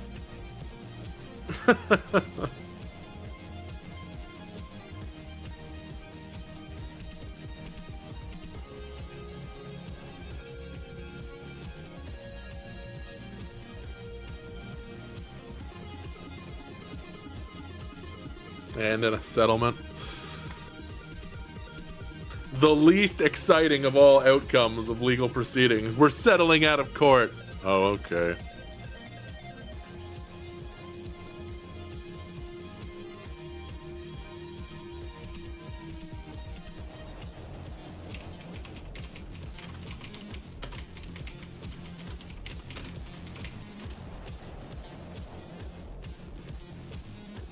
I gotta look something up.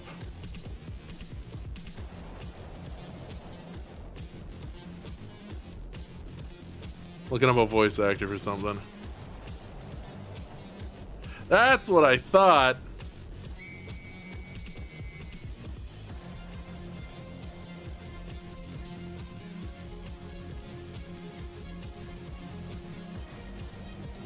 So I mentioned I had Battlefleet Gothic Armada 2. I meant Selk's in it. His voice actor's in it. I was like, hold on. Hold on. Battlefleet Gothic Armada 2.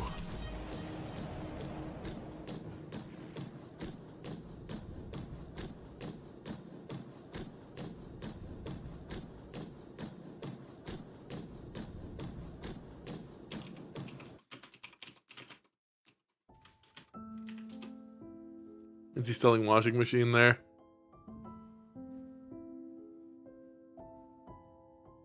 He's Archmagos Belisarius Cull, so yes.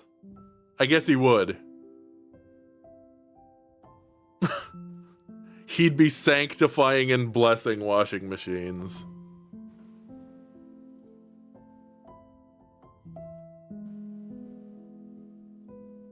Yep, typecast.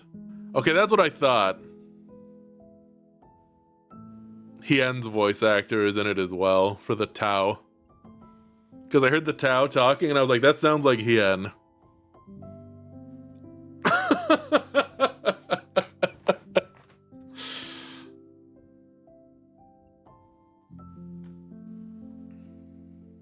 You sneezed into your mask? Oh no! Ah! It's just like wet now against your face, huh? Corpse suffering.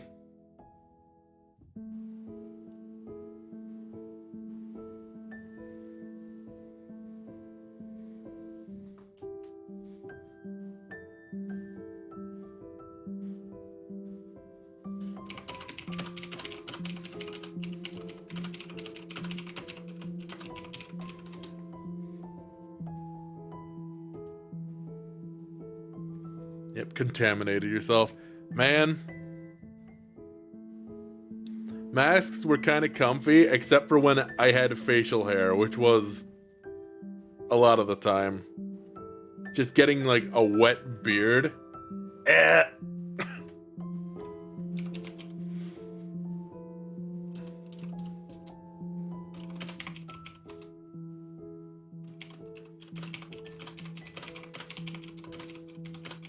Fix that issue. Good. Facial hair is overrated.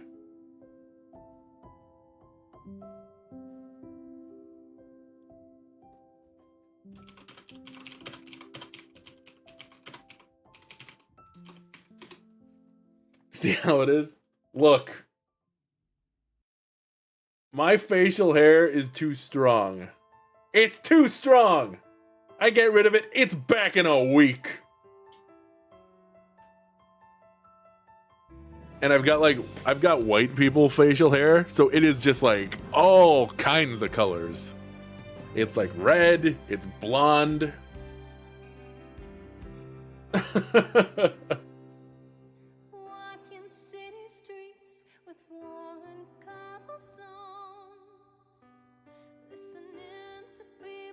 I've got some like white hair on my face because I think I've got vitiligo, but I'm too white to tell. But it would explain why the hair grows in white in places. And my grandma had vitiligo.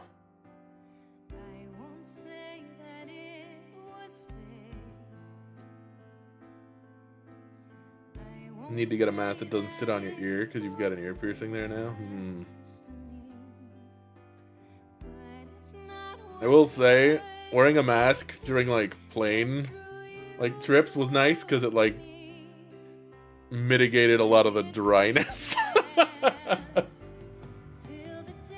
Cheeks are too rosy. You have to shave down to stubble and not clean because otherwise you look baby. I get that.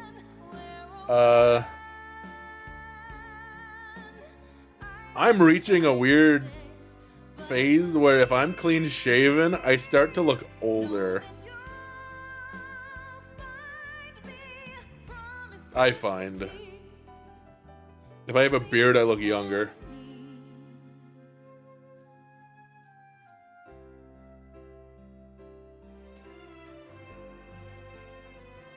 Unless I take my glasses off, and then I look younger. But I've got the, I've got gray temples. I started going gray pretty young. So I've got the, like, gray streaks where my temples are.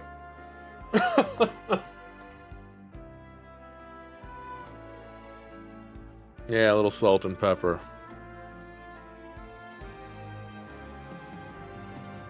Yeah, I got the Mr. Fantastic. Except I'm a lot meaner looking than Mr. Fantastic. I'm a very unfriendly looking man.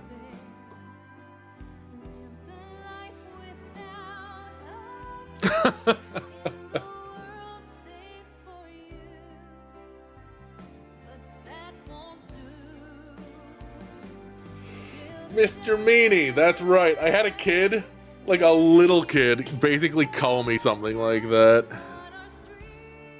Just seeing me. I think he called me a big bully, and his parents started laughing, and I was like, huh? Kid, I know what I look like, okay?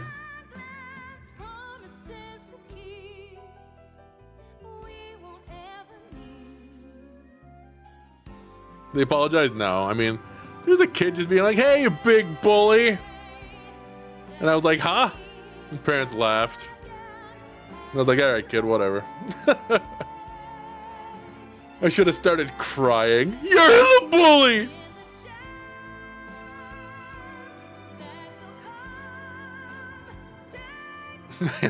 And I'm very in touch with my inner child. One of those kids say the darndest thing moments. Yeah, it was actually more interesting because, like, why did the kid decide to yell at a random adult, you know? Like, what goes on in that kid's head? Yeah, the whims of a child. Like, that kid obviously had some idea of who I was. Like, I get it. I'm mean looking.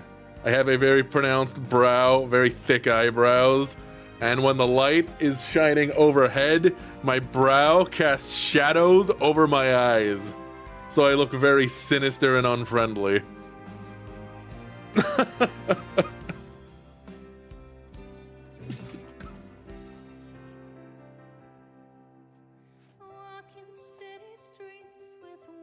Like, I got it, kid.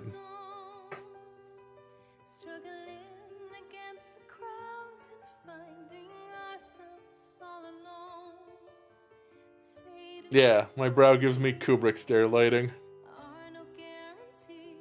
Kids asking your gender? Kids.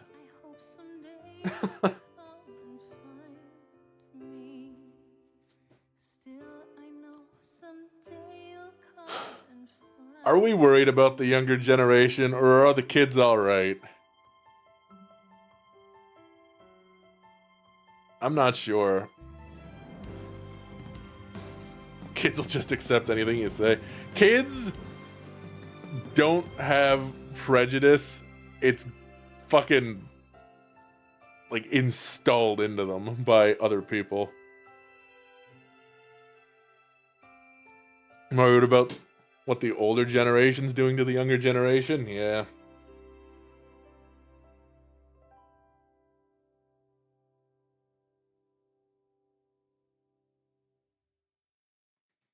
I was a very trusting kid because my parents were always really, like, they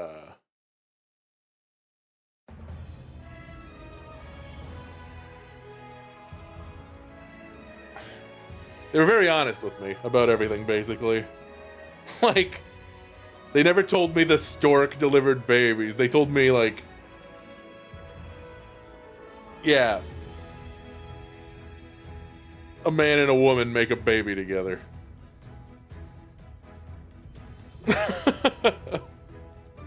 They simplified it, but they explained it. Like, I don't know, my parents were always, like, pretty honest with me about anything if I asked a question. and it made me too trusting of authority figures, I think. Because why would somebody in a position of authority lie to you?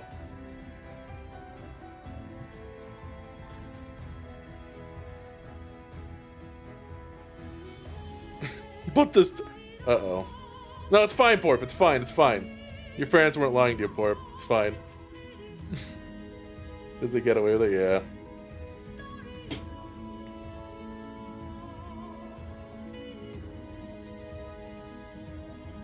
And then I went to Catholic school, and that was a terrible time. The stork brings the materials, and then the parents build it like a model or like Lego. Yeah, you gotta clip the baby out of its sprues.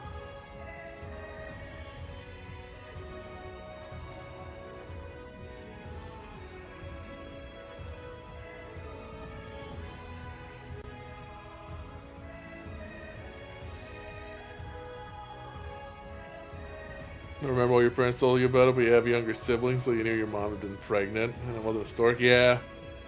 I feel like it's one of those things where... like with Santa Claus... like, I simultaneously, like, believed in Santa as a kid, but also there was so much media everywhere about how Santa wasn't real. Like, I always kind of knew, you know? It was just one of those... yeah, I know he's not real, but I believe in him.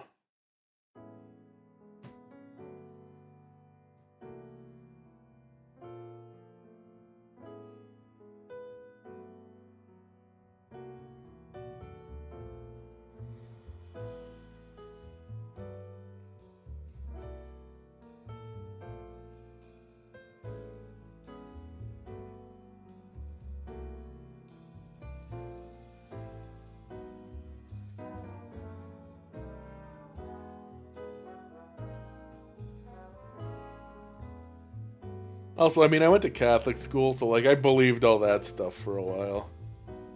Jesus and God. Ha! Reminded that Big Boss believed in Santa well into his 40s. Yeah, that's Big Boss.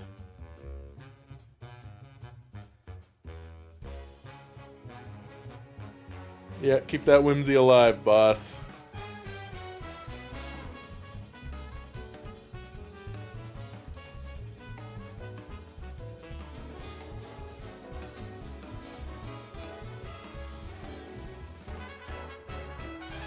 He's gonna need it in hell, that's right.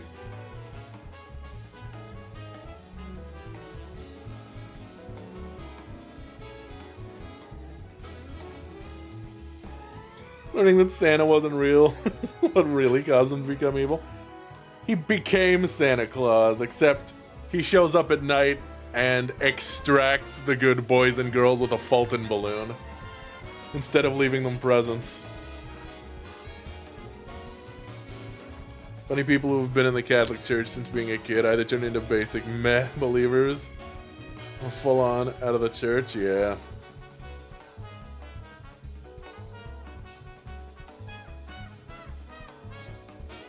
I could never imagine a version of myself that became religious. I don't think it's in me. I think I'm too intelligent.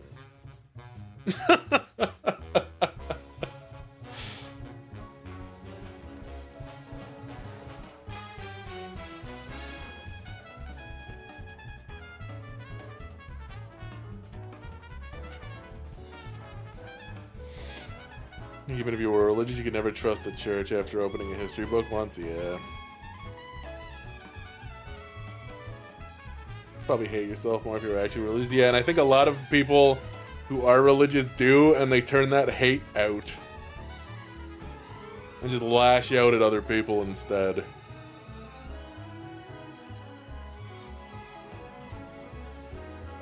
Because these systems are like designed to basically just trap you into feeling bad and feel like you need them. Your parents got upset when you questioned stuff into the Bible. The Holy Bible.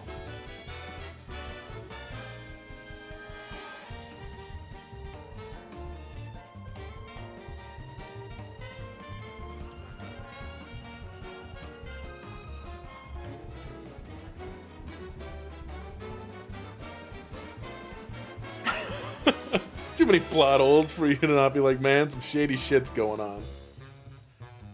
This book sucks! It's full of plot holes.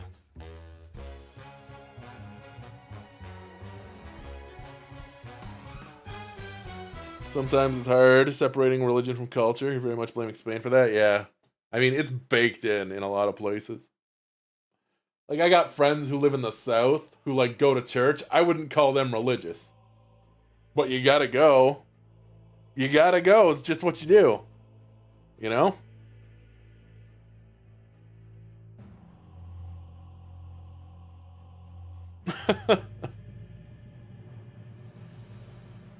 That is how you exist in your community. You have to go to church.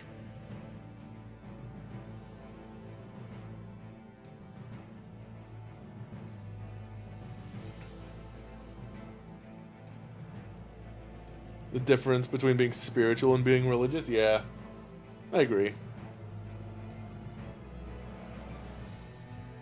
Religion played no role in your life, yet when you wanted to leave the church for tax reasons, your mom freaked out more than you expected, huh?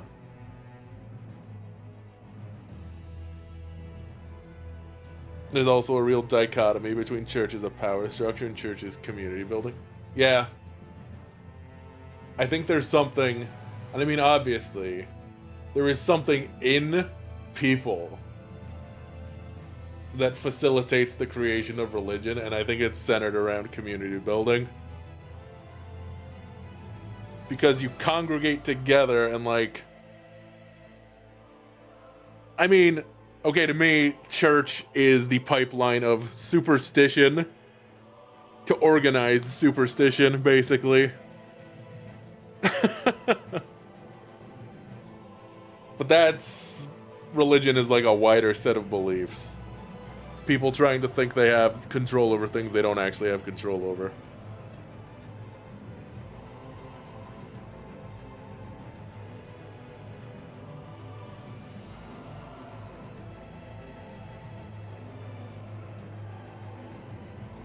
Yeah, black churches were a huge part of civil rights. Yeah, like, it's a place for the community to, like, come together and do things as a community.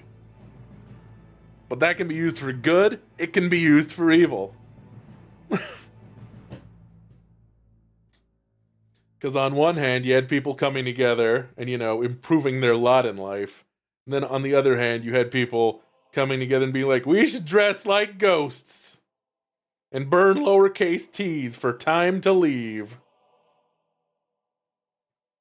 Motherfuckers.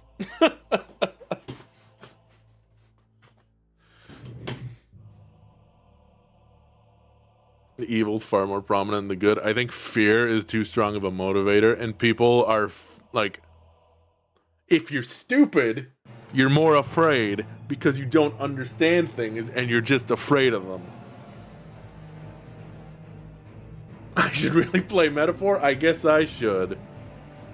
Because when I look at, like, MAGA people, all I see are a bunch of people who are fucking afraid of things. You're afraid of shit and you're acting irrationally. You just want someone to blame all your problems on. And we live in a late-stage capitalist society, so a lot of our problems do not have easy solutions because they are baked into the fabric of our society.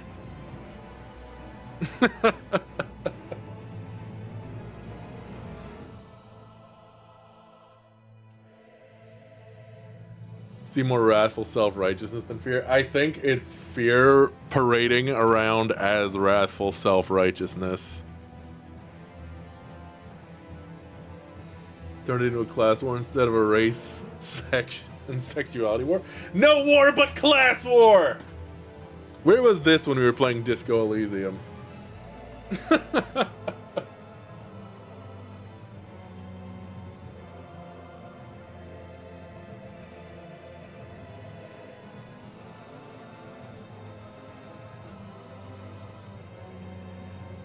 What was the quote from when we were playing Civ? There's a class war and we're winning, yeah. Oh right, it's... Yeah, there is a war. My class against yours, and we're winning. And it was like, I think it was like Warren Buffett or something. Boss has actually been more understanding of trans people and women as his daughter's grown up, just working alongside you. I think a lot of it is just not knowing. Yeah. I think a lot of it is ignorance. And if you don't know somebody, it gives you room to imagine. And typically, people like to imagine a worst case scenario and create like a straw man. Like, I've been lucky to know a lot of trans people. And I've known enough trans people to know that, like, yeah, they're just people.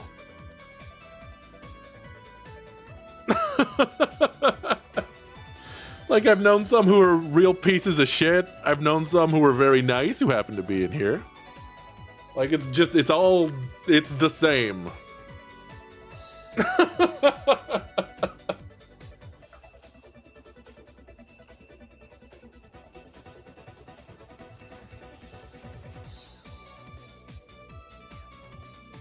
Yeah, people need to get their 5 stupid questions out of their heads. Yeah. Yeah, there's no trans boogeyman trying to catch people. Oh, maybe there should be.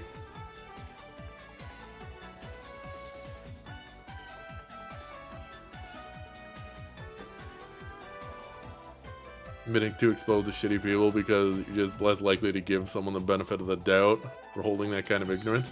Also, I think part of it comes from the fact that we're a, I would say, globally fairly widespread group.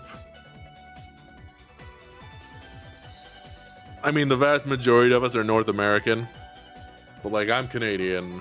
Winter's probably the closest to me geographically after that. Porps from the Pacific Northwest. You know, Syncophy's from the Bay Area, California. Fred's from Texas. Couches from Sweden.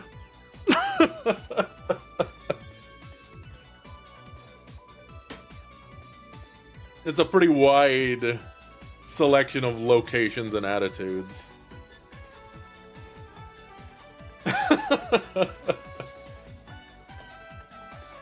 Stuck next to the tech bros. Man,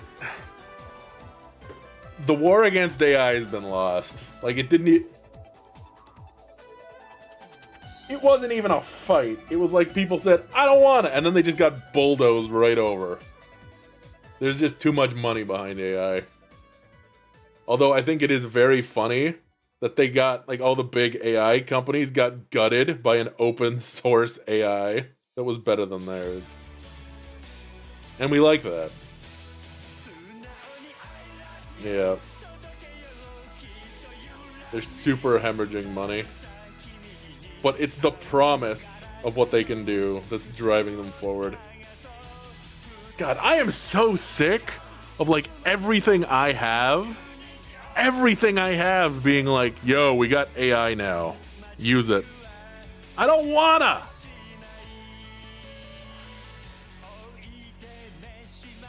Your algorithm's awful on social media. Keeps trying to push right-wing shit. I've noticed that there's been a real uptick in Twitter trying to, like, feed me right-wing news shit.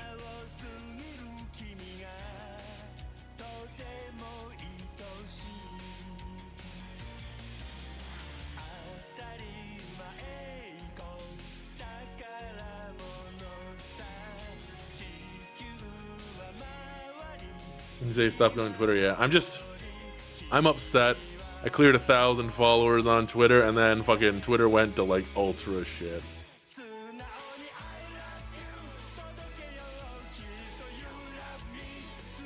I will say, it was wild, the disconnect between Twitter and, like, other social media regarding, like, Canadian politics, where it's, like, really, really, really, like, incendiary on Twitter. And then I go look elsewhere, and it's the same subjects being discussed by people from, like, every political party up here being very civil. Where they're like, yeah, I don't agree, but, you know, like, that's fine. And I think to myself, maybe Canada's not insane. Maybe it's just being made to look insane by bad actors on Twitter.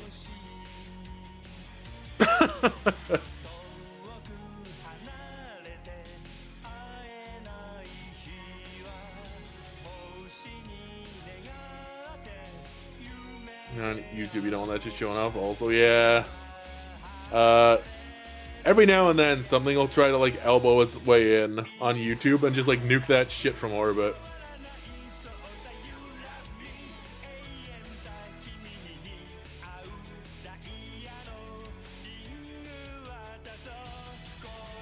I will say I am very surprised how little of it there is in the Warhammer space.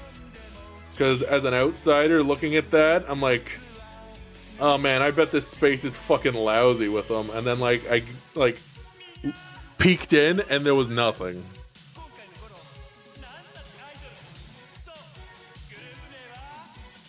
And I think it's because in the community there is a wide understanding of, yeah, this is fascism and it fucking sucks.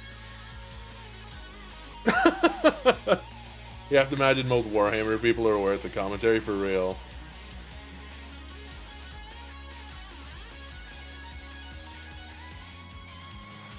You open a Castle Super Beast clip in an incognito window, you'll get the Roach Man and suggestions.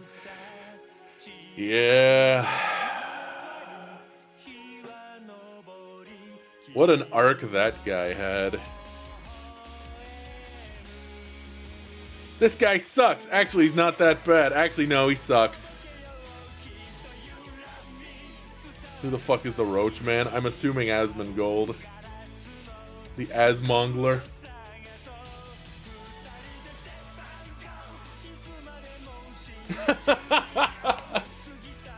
Don't that say it all?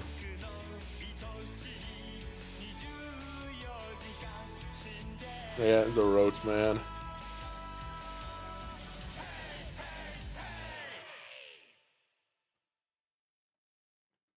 That's why we watch twitch.tv/creepyporpoise. Because she's sane. That's right.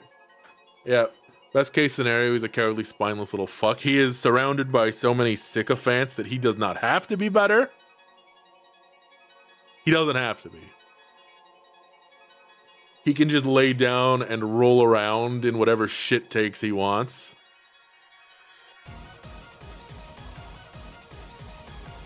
And people will go to bat for him.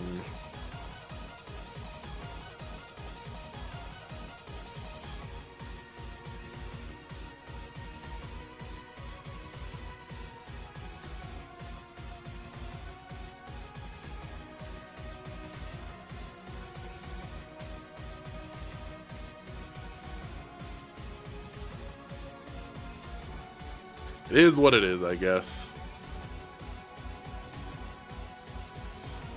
Man, Pokemon Scarlet and Violet. There's a game I never finished. Looking at the song. Yeah, the fucking... Is this a comfy stream? I guess it is. We're just hanging out and getting political. I'm thinking about the, like, big Shadowbringers boom in FF14 and, like, all the people that brought in.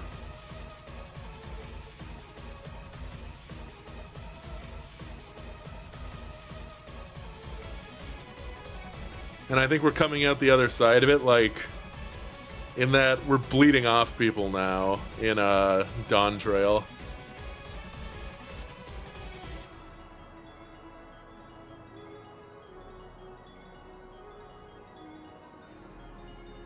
And I'll be honest, like, I'm not wild about Dawn Trail, but the people who are leaving because they hate Dawn Trail, I would rather have the people who love Dawn Trail around me than the people who hate it. Yeah, I'm not missing them.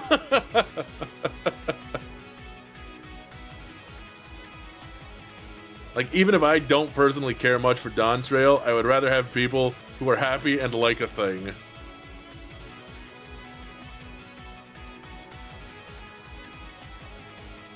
And, like, it's not gonna hit every time. And it didn't hit this time for me. Like, that's all it is.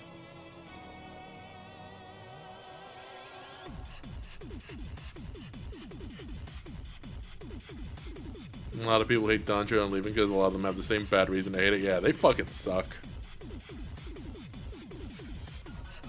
14's the only MMO you can stand. You don't really realize all the things 14 does right until you like leave and play another MMO. And then it's like, oh, I see.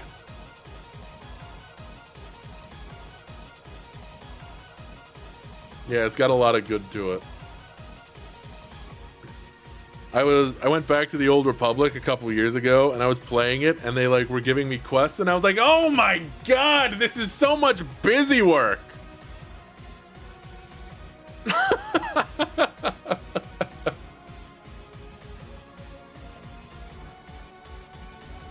Like, kill 16 of this enemy. Okay, kill 15 of this enemy. Like, why?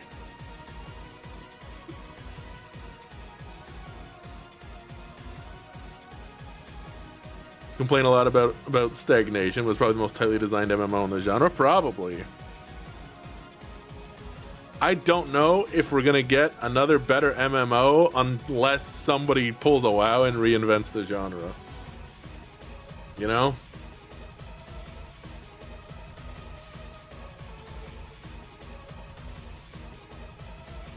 Because WoW saddled us with a lot of things that are just mainstays now. It gave us the like quest-based leveling system. It gave us the Holy Trinity party style. Because before that, there really wasn't any like hard and fast like tank, healer, DPS situation. There was always like a healer, but like it was a little fuzzy. Like Final Fantasy XI's job design was never made with like, okay, you're a tank, you're a healer, you're a damage dealer in mind. They would just take whatever the job normally has in Final Fantasy and just throw that shit at the wall.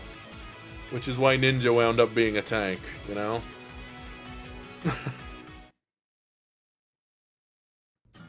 Why my melee partner in Final Fantasy XI for months was a white mage subbing Ninja, dual wielding hammers. Like, shit got weird, and it worked.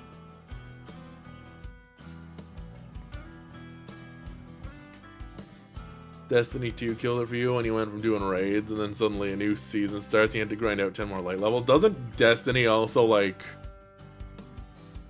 take your like gear and just throw it in the garbage?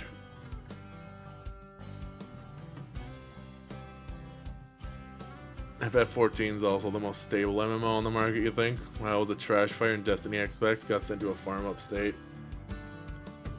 Yeah, WoW's kind of a weird MMO in that it exists in this space where, like, it's still king of the castle, going by straight numbers, I think, because there is just a baked-in, like, WoW is an ugly North American cartoon. And that's gonna bring in a lot more people than quote-unquote anime shit.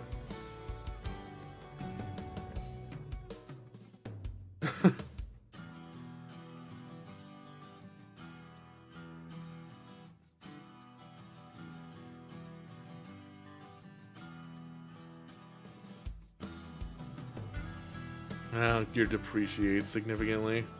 Streamers were complaining and they rolled it back. Yeah. I don't know. Destiny doesn't have much of a like appealing aesthetic to me. It's very... It's a little too like sterile minimalist.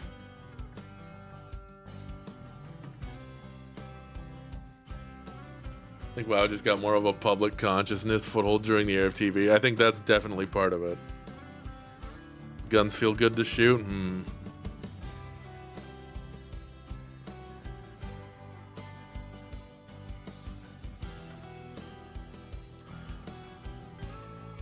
Raids have some interesting mechanics, I bet.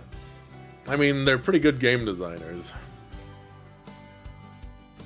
South Park episode alone probably did a lot? Yeah, probably.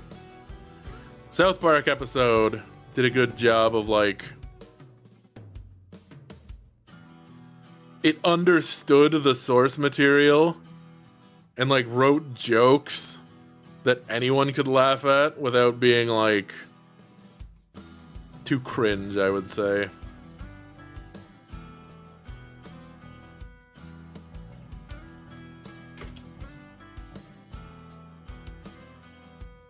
Like, part of the episode I remember, specifically my parents laughing at, is when Cartman's explaining something to the team in WoW and Butters shows up with the exact same character.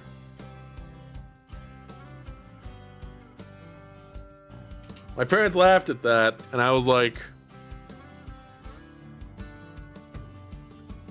that's a fucking real thing from an MMO. You're not doing like a stupid funhouse mirror, haha, look at these nerds joke. Like, I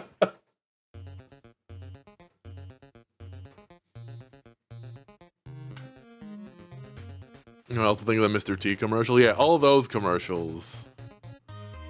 Night Elf Mohawk, and like, you know, Vern Troyer, William Shatner. Like, that's all, yep. That all makes sense.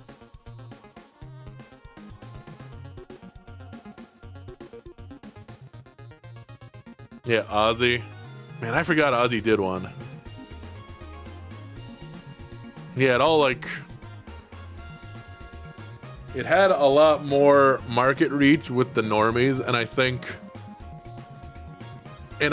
part of it is because, and I'm going back to this point, people look at it, it's not a fucking pretty anime game, they don't feel weird about it.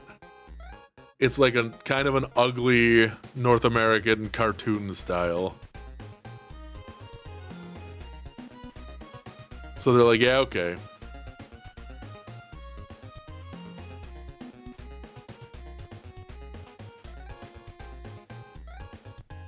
The amount of like mainstream fucking people I see who look at Final Fantasy 14 and they see the Mikote and they see the Vera and they're like, this is a weird sex thing, isn't it? It's like, okay, never mind.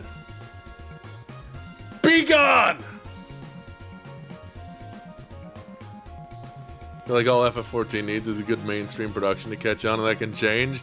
Well, you know where to find me, Square Enix. I will write your mainstream production.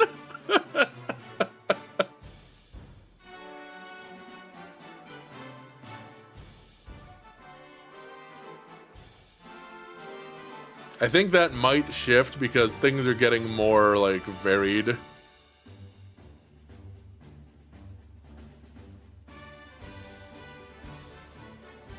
People are being more okay with, like, more varied things.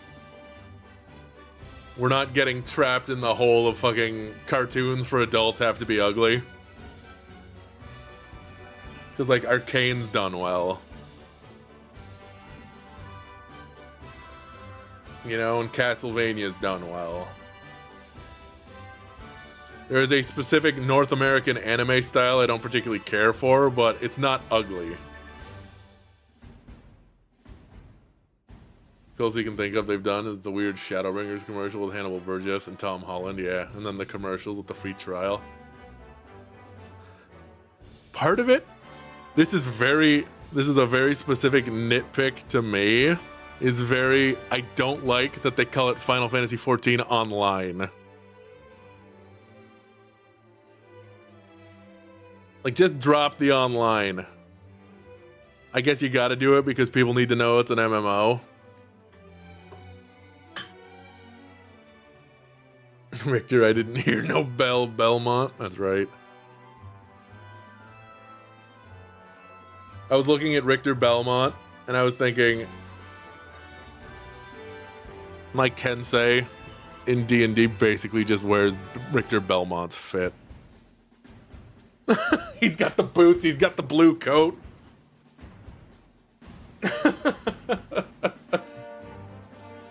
Doesn't have the headband. It is a sharp fit. I really like it.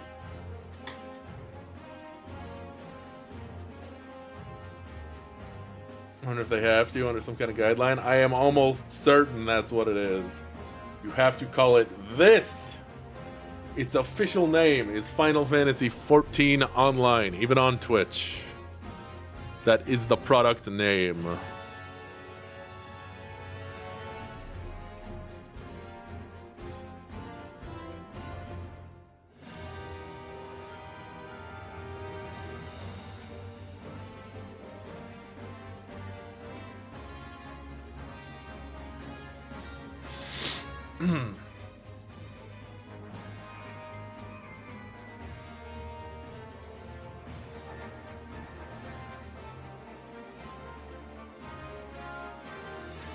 Man, my mouth's really dry. I'm gonna order pizza after stream. I've decided. I'm gonna get a pizza.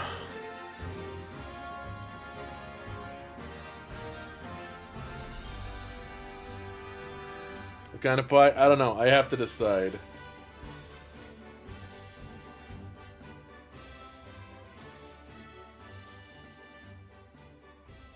Let Chad decide. I'm not doing that.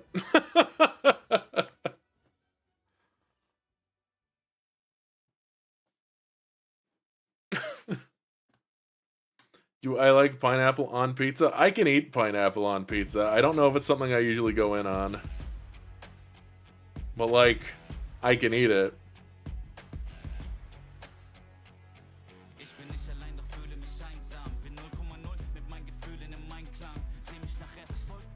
Guys, we're being too reasonable.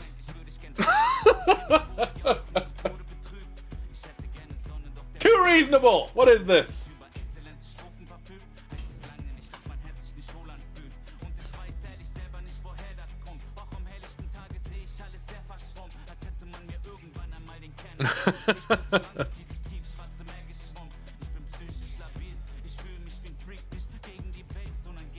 There's like a real specific type of pizza I like that you can't get very often, I find, and it's like a pepperoni pizza, but they like put the pepperoni right on top and it like crisps and curls up a bit.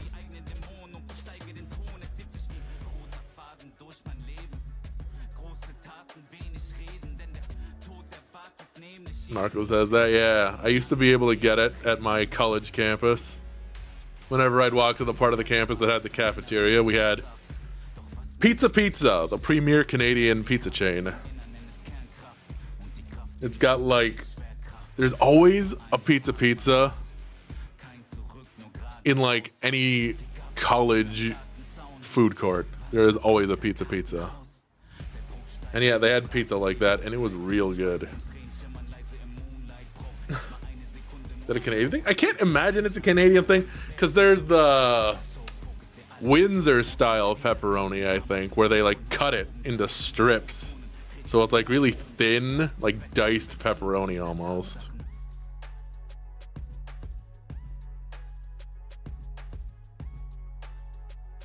I know that's like a really specific thing in the Windsor area that I kind of want to try.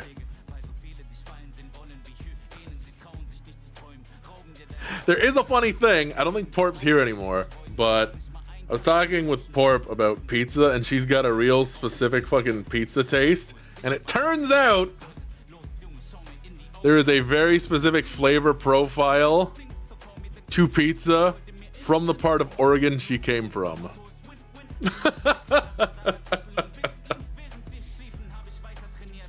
Yeah. Old world pepperoni.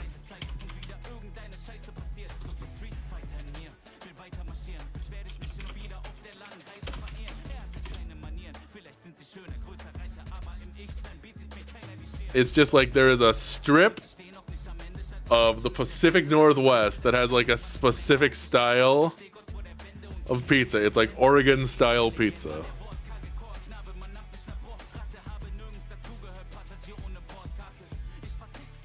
It's weird.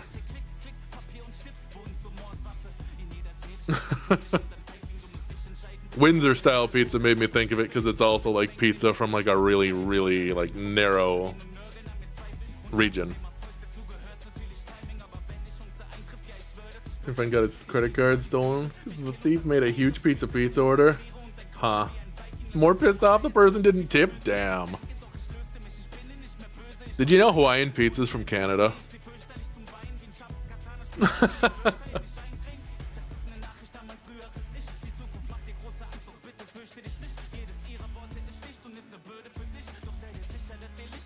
You know, I'd even try Brazilian style pizza. Although that looks like a really, really, really like wet pizza.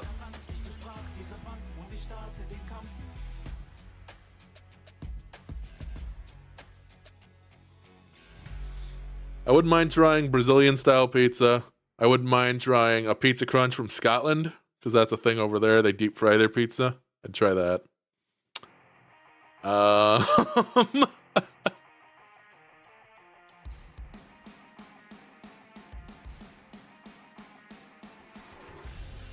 I've had Japanese pizza.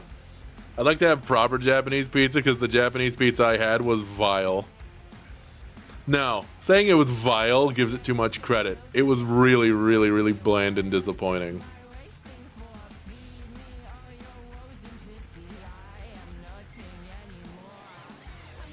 It was like a saltine cracker with sauce and cheese on it.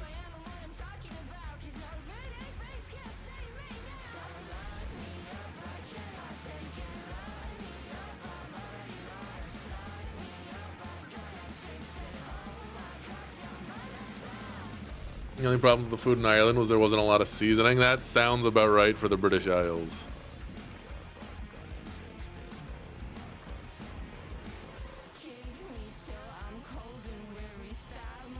What's Japanese pizza like? A lot of Japanese pizza, depending on where you go, has like mayo as the sauce option, as a popular option. They like putting corn on pizza. Very commonly, you can find corn on pizza in Japan. It's not really a weird choice. Like, it's just corn.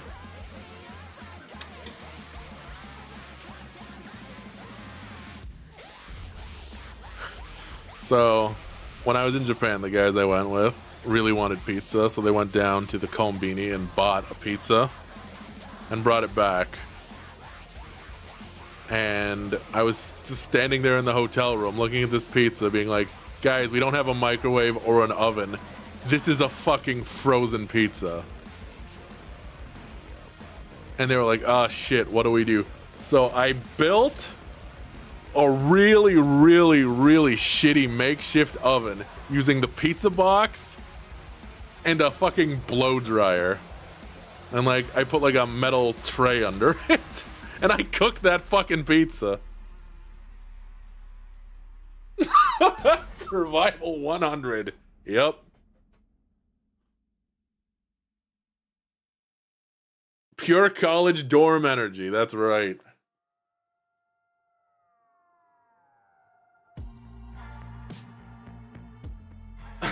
And that is also where I saw my first episode of Gintama.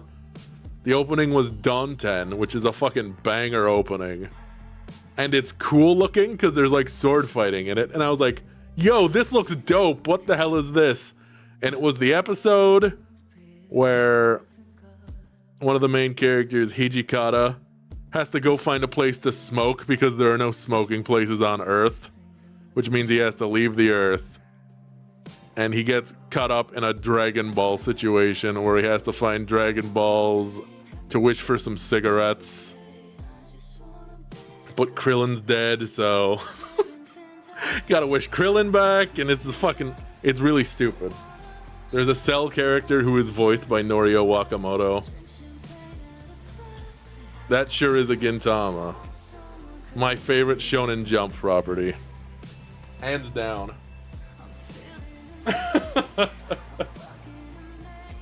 Can't just leave Krillin dead, that's right.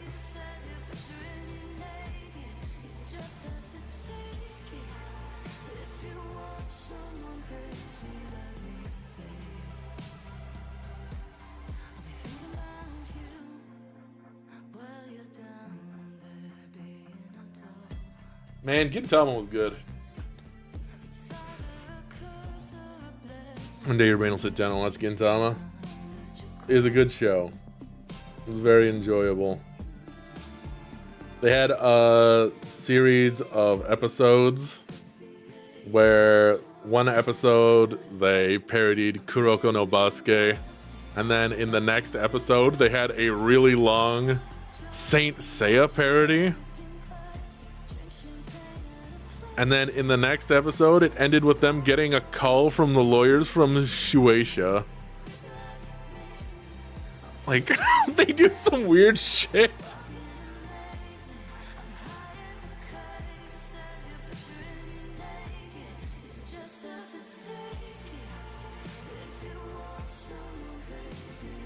It's a great show, though. I recommend it wholeheartedly. Genuinely laughed out loud at a lot of stuff in Gintama, and you will watch it and then you'll be like, oh, that's why Darius is the way he is.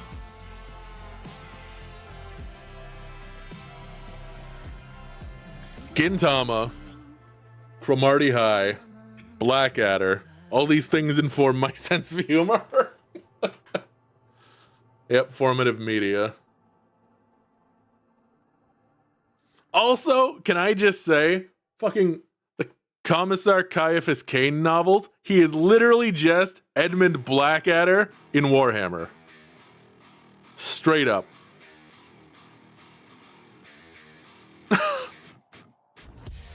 Kind of cunning, bit of a coward, has a stinky aide. Yeah, it's great. I'm here for it. I love Blackadder.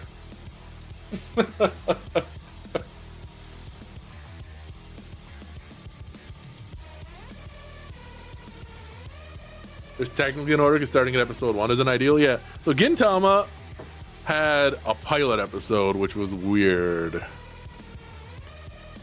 But you can start at episode 2. Or is it episode 3?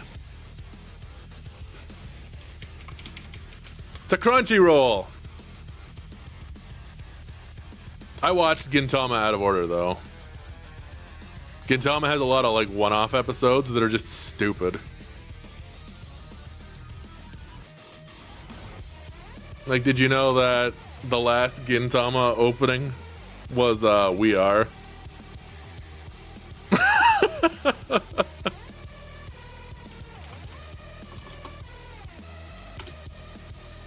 And during the big, like, Gintama anniversary festival, they had the guy who sang We Are come out and sing it.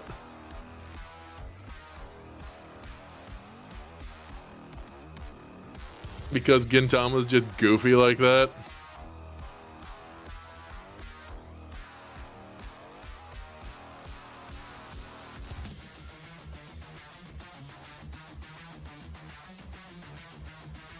Your parents showing you the Marx Brothers, probably where your love of fast, wordy comedy comes from. Yo, Marx Brothers, classic. You can't fool me, I don't believe in Sanity Claus.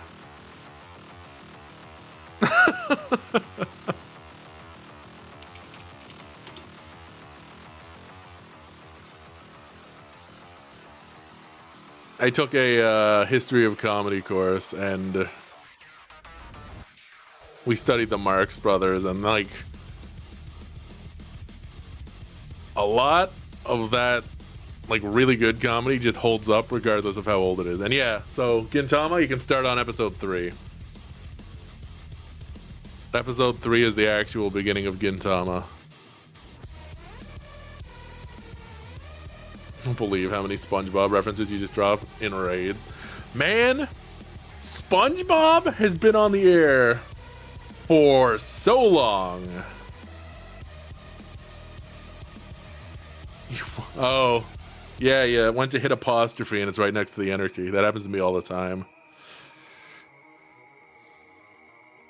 You saw someone with Three Stooges kids or grandkids are doing their old bits to keep the spirit alive. Like, old bits, like, if it's funny, it's funny. Like, a well acted and, like, delivered Who's On First is still very funny.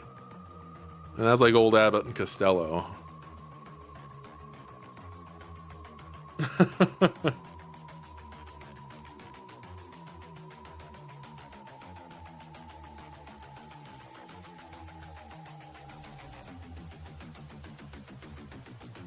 So yeah, you'll watch Gintama You'll look at Gintoki and Kagura, and you'll probably think, oh, that's just Darius and Tsureki. Well, you're not wrong! But come on.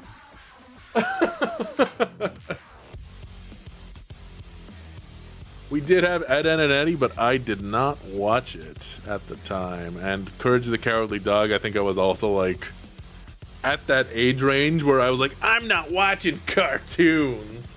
Ugh. Fucking dumb young teenager-ish.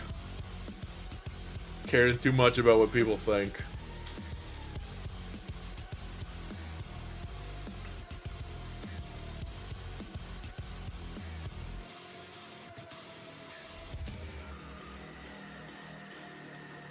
Yeah, we've all got that phase.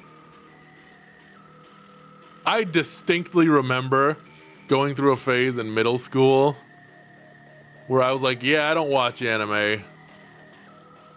Ugh, anime sucks. And then turning around and seeing all the people at school watching Dragon Ball Z and feeling betrayed. Like, you motherfuckers! You were all secretly watching it? I want to watch it!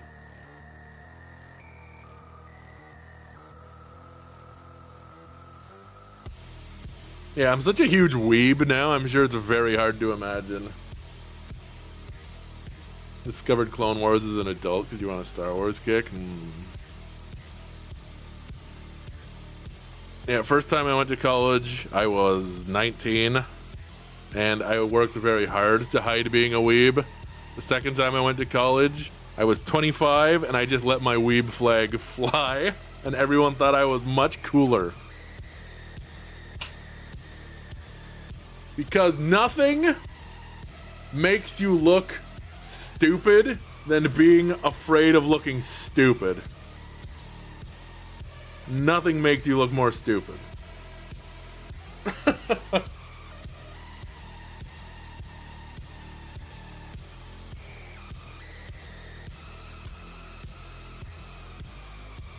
Am I decked my car with weeb decals level of weeb? No. I am certainly not.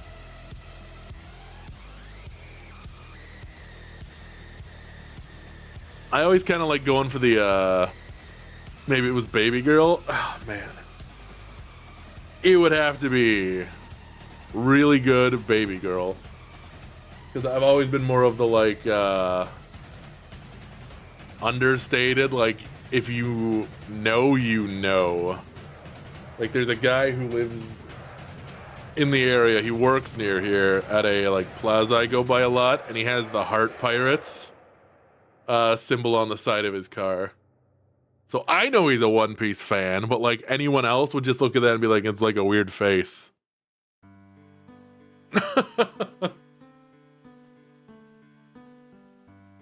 You know? Like I had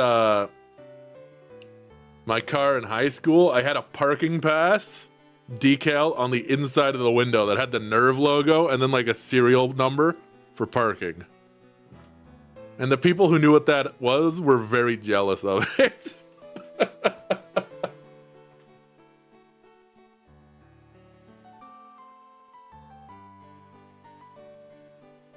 Narmaya peeking over. Yeah, I don't know.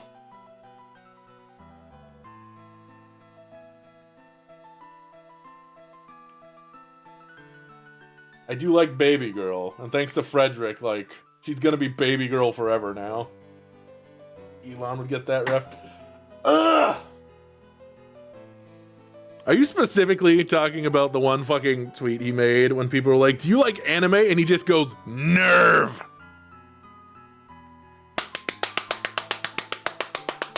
I clapped when he said it! He did a thing that takes nothing more than a cursory Google search.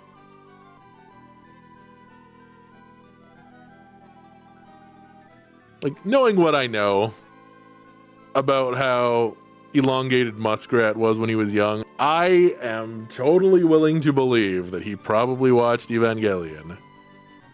He is such an awkward, unlikable fuck.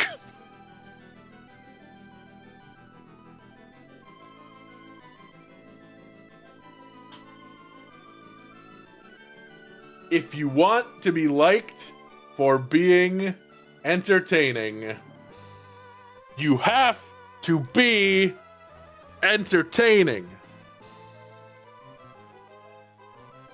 It's kind of the whole requirement. Being a snide dickhead doesn't do it. Why you watch me? That's why we want you out of here. Get out of here. That's what you guys want. But you gotta at least try to be entertaining. And I feel like Elon Musk is also a guy who is afraid of looking the fool. And a very common way people try to avoid looking the fool is by punching down at other people.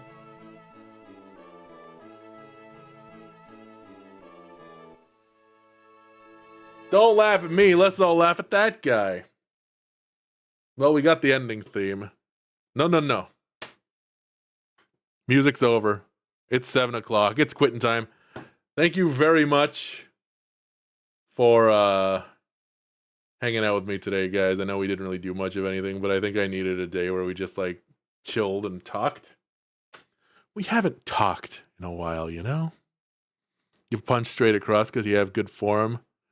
That's how you make sure you get the most strength in all of your punches. Don't worry about punching too high or too low to hit a target. There will be a target within your strong area when you're punching. But anyways, the desire to be wanted is the most undesirable trait. It turns out the sixth sense that all humans have is the desire sensor. And we hate it! Alright, that's going to be all from me for the week. Thank you very much, guys. I do appreciate it. I'll see you all next week. We'll probably be doing more Dawn Trail MSQ on Wednesday, and then Civ 7 on Thursday, maybe Friday. We're definitely not getting one Civ game done in one sitting, but we're going to check out Civ 7. Needless to, I think I'm glad we could provide it. We got to do this more often. I think I should come up with a I believe Zatsudan is the term the YouTubers use. Just a chatting overlay. Bigger chat. Something more interesting to look at than Va3 doing the running child meme. But anyways, I will see you guys next week. You take it easy. You take care. Yeah, I need something like that. I'll get it did. Thanks for coming by, guys. I'll catch you next time. Take it easy.